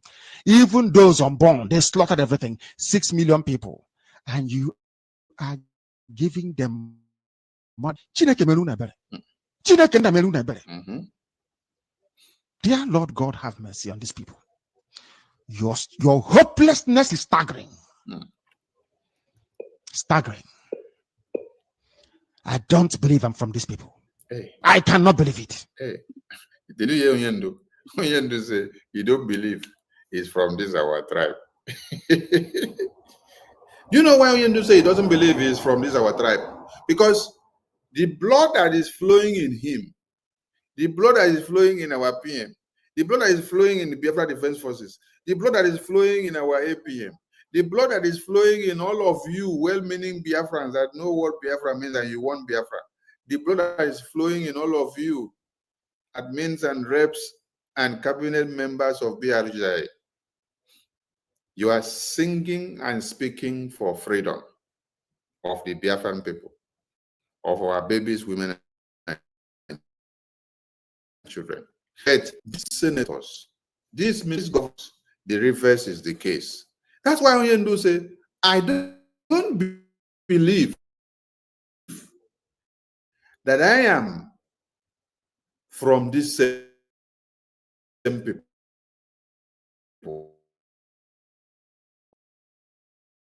Nothing. How come these people will be going to the National Assembly to be asking for my head on a spike? That is why he's telling you, I don't believe that I am from these people. Yes. Dear Lord God, have mercy on these people. Your hopelessness is staggering. Staggering. I don't believe I'm from these people. I cannot believe it. That I was born in, God forbid bad thing, I can't believe it. You don't know who Buhari is? So you mean that we spent all our time stopping APC in Anambra for nothing? All of you still, some of you still went and contributed money to APC. May the good Lord have mercy upon all your wretched souls, because some of you are not worthy to be called human beings. Your stupidity is astonishing. Astonishing, I said. Grade 1. I have never seen such rubbish. How many Awusa people has ever contributed to any campaign led by an Igbo man? How many? God bless you, sir. God bless you. Ask them. How many Fulani man have you seen stand up in the Senate to say they must stop the Fulani terrorists? How many Fulani man? The governor, even the governor of Kwara State today is telling you that there were no much killing like this before, or that there had been before. So they should not say that Kwara is not safer now. What are they trying to do? Because they already signed a peace deal with the Fulani terrorists. They are protecting that peace deal agreement, which the federal government have told them, do not go and destroy anything with your utterances. The governor of, Samfara was telling you that the government of the day are paying the terrorists. They use the taxpayers' money to pay the terrorists, and the same terrorists use that money to buy more weapons to come and slaughter the babies, women, and children. This is happening in the Far North and Middle Belt and the Yoruba land. Imprison Nnamdi Kanu is asking you, Igbo politicians, efulefos, and all the Biafran politicians, efulefos, have support you to come and topple him in Nigerian politics. You're carrying your children to go and sacrifice that a Fulani terrorist should kill, become Igbo politician, Igbo presidency.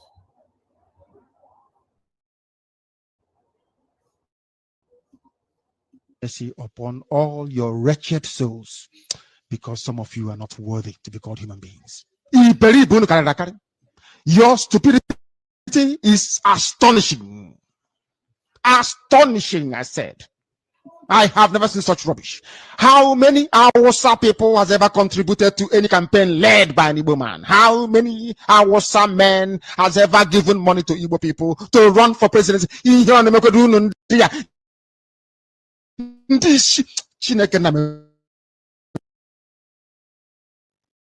God have mercy on your souls, Igbo people. After reading this news today, I don't know if I'm to start crying for the ground to open us. I don't know what to feel or think. A people without honor. There is no articulated philosophy. They don't believe in anything. Buhari, you're contributing. Listen very, very carefully, Igbo people. Chukwu Abiyama would wipe away all of you from the face of the earth. In a few days' time, it will be next 71 years. You will no longer exist as a group of people because your hopelessness is beyond pardon.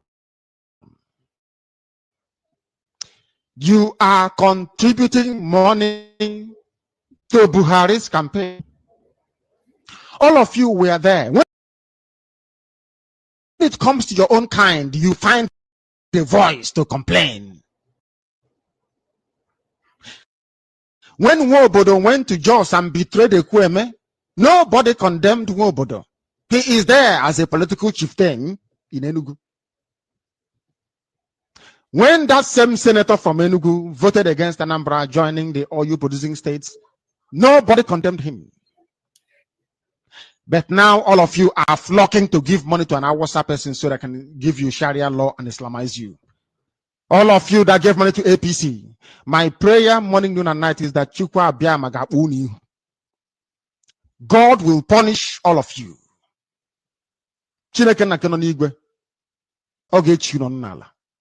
Because you are evil. 6 million people dead, it doesn't touch you. In the zoo where we are in today, we are scattered all over the place. When they want, they can burn our shops. Have you been to our villages? Those of you back home during Christmas, how many decent buildings can you see in your village? What is working in your village? Instead of us to come together and say, how do we get Biafra and get away from this rubbish? You are giving money to a Muslim man, an extremist, a fanatic, a jihadist for that matter. Instead of them to come together and say, how do we get Biafra? What they rather do is, how do we stop Simon Ekpa? How do we stop Imprison Nnamdi Kanu? How do we stop the Biafra army? How do we stop General Gento? That is the message. And while they are planning all this, what is the Fulani terrorists doing? The Fulani terrorists are doing this. They are marching up against any attack on the terrorists that they have groomed. The president, they groom the terrorists that is working in Nigeria today. So while the Fulefu politicians that we have are looking for our head to cut off, and looking for the head of Nnamdi Kanu to cut off, and looking for the head of Simon Ekpa to cut off, the Fulefu politicians are there dancing, while the vice president of Nigeria, a senator of the North, is daring you and say, to hell with you if you try to crush the terrorists in the North. If you dare try to crush the terrorists in the North, to hell with you. That is what is happening. So when you hear Nnamdi Kanu cry and say, instead of all of you to come together and say, how do we make this Biafra to come? No, they will not do that one. What they rather do is they are looking for a way of making sure they kill Simon Ekpa. They are putting bounty on his head. You see, what shocks some of you is that a Fulani man is not the one putting bounty on the head of Simon Ekpa. But look at what a Fulani man is doing. What a Fulani man is doing is that he is soliciting for protection to the terrorists from the North, that you dare not crush the terrorists. While a Biafran man is doing what? He's planning of how they have to kidnap Nnamdi Kanu from Kenya. He's planning of how they have to kill Simon Ekpa in Finland.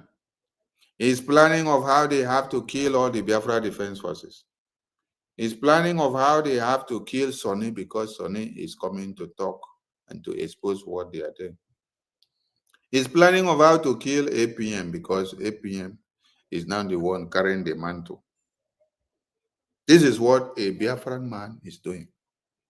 That is why I say, hold all the politicians from the Biafran extract accountable, because they are the problems, they are the reason why Nnamdi Kanu is in detention. They oppose the release of Nnamdi Kanu, Igbo politicians. Igbo politicians oppose the release of Nnamdi Kanu. When you look at them, some of you may not understand. They are the ones that say Nnamdi Kanu should not come out from detention. If they want Nnamdi Kanu out today, they will lift their feet and tell Tinubu, you must release this man. Because they don't want him out, they are the ones telling Tinubu, you can keep him there. Let him die there. Let him be buried there. Don't allow him to move to anywhere. So these people that you see here, they are the problems of Nnamdi Kanu. Let me see if I can bring it to the screen. Some Igbo people should not have been born. That is why I hate the word IGBO. I can't stand it. The stupidity being exhibited by these people is second to none. Wait some more. Let me bring the other screen because I want to explain something to them. I believe this one is coming out. These people you see on the screen, you see Oti, Soludo, and the other one that carry face like shit. This one. What's the name? Francis Obunna, Opus Odinjo, Peter Mba. These are the people that say if Simon Ekpa, if Nnamdi Kanu is released, they will come and finish all of them. They will not have breathing space. So they don't have to allow them to be released. They don't have to allow them to have Biafra. They don't have to allow Biafra army to get Biafra. You see? Sorry. These are the people that want Biafra dead. They want Imprison Nnamdi Kanu dead in detention. They don't want him alive. These people you see on the screen. Let's go back to him and let him finish the other message. Because when you listen to these people, it be like say your belly. Some Igbo people should not have been born. That is why I hate the word IGO. I can't stand it. The stupidity being exhibited by these people is second to none. These are the same people that killed your fathers, your mothers, your grandchildren. Even those unborn, they slaughtered everything. 6 million people. And you are giving them money. Chineke meluna ebere. Chineke meluna ebere. Dear Lord God, have mercy on these people. Your hopelessness is staggering. Staggering. I don't believe I'm from these people. I cannot believe it. That I was born in, God forbid bad thing, I can't believe it. You don't know who Buhari is? So you mean that we spent all our time stopping APC in Anambra for nothing? All of you still, some of you still went and contributed money to APC. May the good Lord have mercy upon all your wretched souls, because some of you are not worthy to be called human beings. Your stupidity is astonishing. Astonishing, I said. I have never seen such rubbish. How many Awasa people has ever contributed to any campaign led by an Igbo man? How many Awasa men has ever given money to Igbo people to run for presidency? God have mercy on your souls. Igbo people are hopeless. I don't know why I'm doing this program this evening. After reading this news today, I don't know if I'm to start crying for the ground to open us. I don't know what to feel or think. A people without honor. There is no articulated philosophy. They don't believe in anything. So potassium handicap money, they follow the ways. You don't know Buhari, your contribution. Listen very, very carefully. Igbo people. Chukwu Abiyama would wipe away you, all of you, from the face of the earth. In a few days' time, to be next 71 years, you will no longer exist as a group of people, because your hopelessness is beyond pardon. You are contributing money to Buhari's campaign. All of you were there. When it comes to your own kind, you find a voice to complain. When Nwobodo went to Jos and betrayed the Kweme, nobody condemned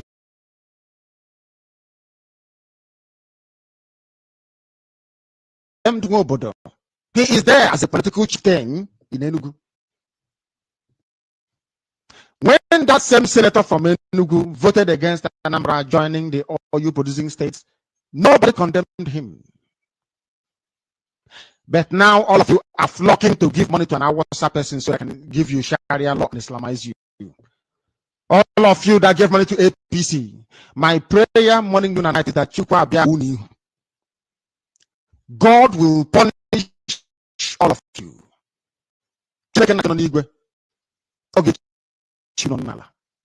Because you are evil. 6 million people dead doesn't touch you. In the zoo where we are in today, we are scattered all over the place. When they want, they can burn our shops. Have you been to our villages? Those of you back home during Christmas, how many decent buildings can you see in your village? What is working in your village? Instead of us to come to and say, how do we get Biafra and get away from this rubbish? You are giving money to a Muslim man, an extremist, a fanatic, a jihadist for that matter, that Islam can come. You have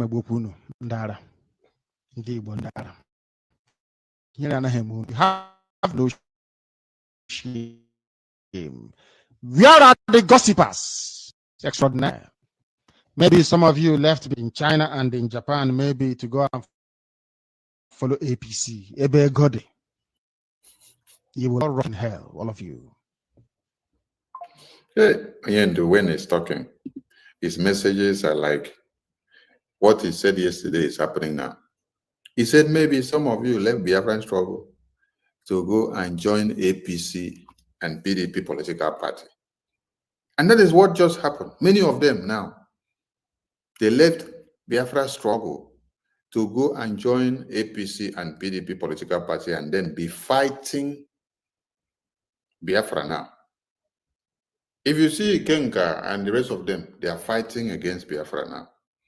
They're not just fighting against Biafra, they are fighting against Imprison Nnamdi Kanu.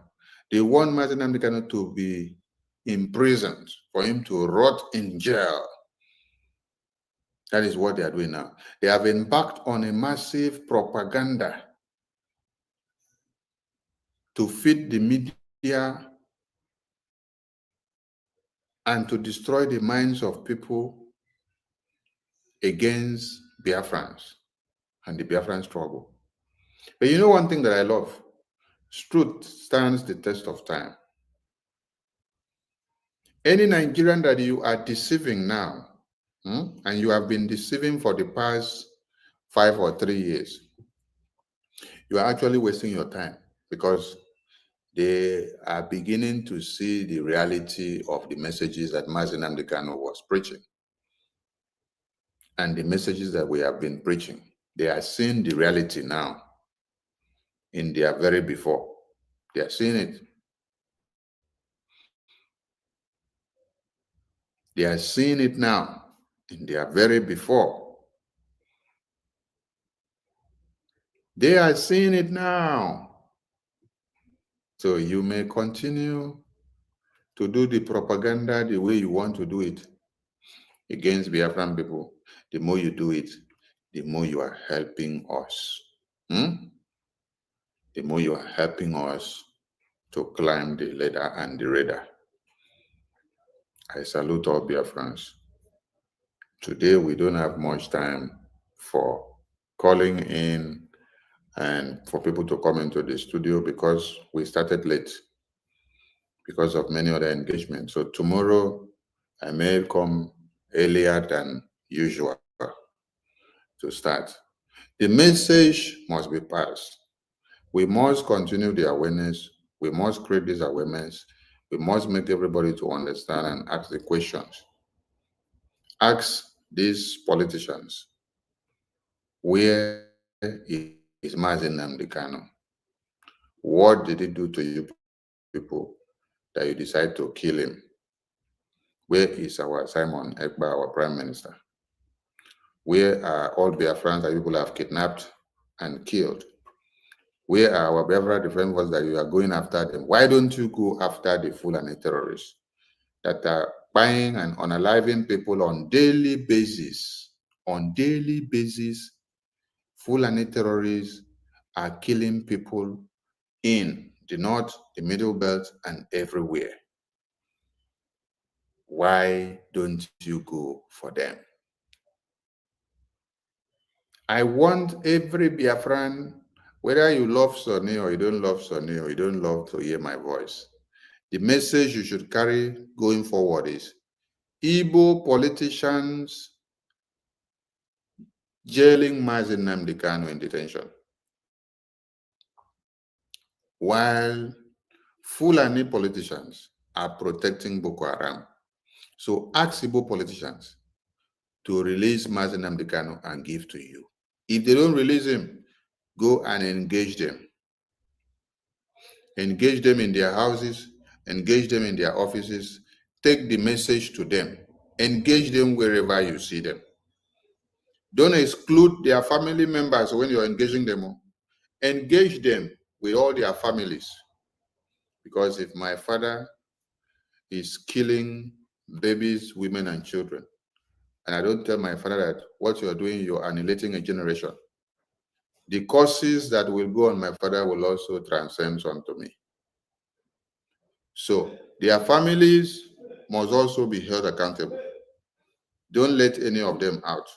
go after all of them and ask them for Nnamdi Kanu. Ask them for our prime minister. Ask them for Biafrans that they have killed. Because our problem is not the Fulani terrorists from the north. It is rats we know the route to your room that will bring rats we know no route to your room from outside. Now the one where they house, now you go bring the one we know no road, can't show road inside your house. So who know road can't reach inside our room? Who know road can't reach inside our village? Now these are our Igbo politicians. Now these are our Biafran politicians. So we have to drag them out. Let them come and tell us and show us the crime we've committed. They should produce our leaders that belong to the Biafran people. Hold Peter Obi wherever you see him. It is no more time to celebrate Peter Obi when you see him. It is to hold him accountable. Hold Soludo when you see him. Hold Peter Mba when you see him. Hold Abaribe when you see him. Hold, what's the other one name? Let me see if I can bring their stupid faces to the screen. Hold all these idiots accountable. They are the problems that you have. Look at them there. Hold all of them accountable. These people here. Alex Oti, Soludo, Francis Obonna, Usodima, Itamba, Enyin Nanya Baribe, this Osita, Isunaso, and every other senators and ministers that you know, hold them accountable to release Nnamdi Kanu for you. They are the ones holding Nnamdi Kanu, not the Yoruba politicians, not the Fulani politicians, not the presidency of Nigeria. These are the people that are telling the presidency and the Fulanis and the DSS not and the court not to release Nnamdi Kanu. Look at them here. These are the people. The other day we saw Alex Oti coming to do town hall meeting, and then he was telling them, hey, the case of Nnamdi Kanu, we are not overlooking it. We are working on it. The discussion and the arrangement we are doing, we don't need to make it public so that it will not sabotage the process. They are not doing any process to release Nnamdi Kanu. Rather, they are tightening up the process. They are tightening up the process so that nothing will allow him to be released. Even as they hear that he is dying in health and needs to be taken to hospital, they went back. The doctor, the court wanted to release Nnamdi Kanu. They went and met the DSS. They met the presidency. They called the chief judge and told the chief judge not to do any mistake of releasing Nnamdi Kanu. That they should lock him down. They should not release him. So hold all these senators, all these governors, all these ministers accountable. Abaribe is there. Where is him? Abaribe is there. Look at him there. Hold Baribe. Can hold all of them, all the senators that are from the Biafran extract. Because there is no senator from Yoruba land that is pressing his leg that Sunday Igbo should be massacred because of Oduduwa nation. There is no Fulani terrorist that is pressing his leg that the Fulani terrorists should be massacred. No, rather they are advocating that you should not touch them. This is what the Vice President of Nigeria is telling you, that you should not try to crush the terrorists. But while our own senators, our own politicians are telling you that you have to kill Nnamdi Kanu, you have to not allow him to go for medical attention, that he must die in detention. So all these terrorists, politicians that we have, accountable. It is not the Fulani that is holding Nnamdi Kanu. It is these politicians that we have. Hold them accountable. Put them fire on their nyash.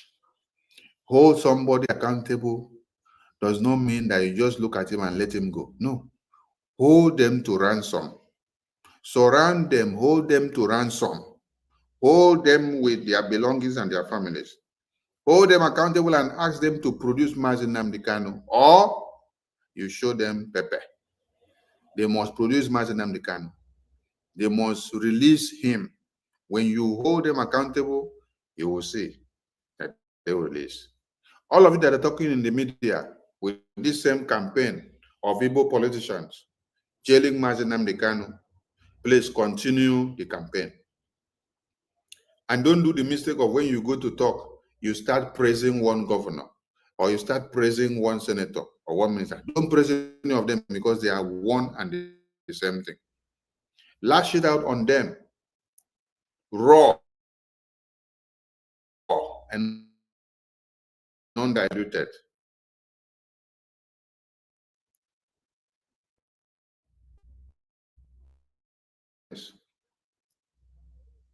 Let this message continue so that they will release Imprison Nnamdi Kanu. All for all you're doing. Let the good work continue. Igbo politicians, they are the problems of Biafra. They are the problems of Imprison Nnamdi Kanu. They are problems of Simon Ekpa. They are the problems of Biafran people. They are the ones going after Biafra Defense Forces. They are the ones bringing the terrorist foot soldiers and the armored tankers to come and bomb Biafra land because of Biafra independence. It is not the senators of the North or from Yoruba or from Ekiti or from Middlebelt. It is these Igbo politicians. So hold them accountable if you want to see America, and stop making noise on the media and lamenting on the Fulani. No, hold your leaders accountable. They will and see you all tomorrow. Thank you for watching.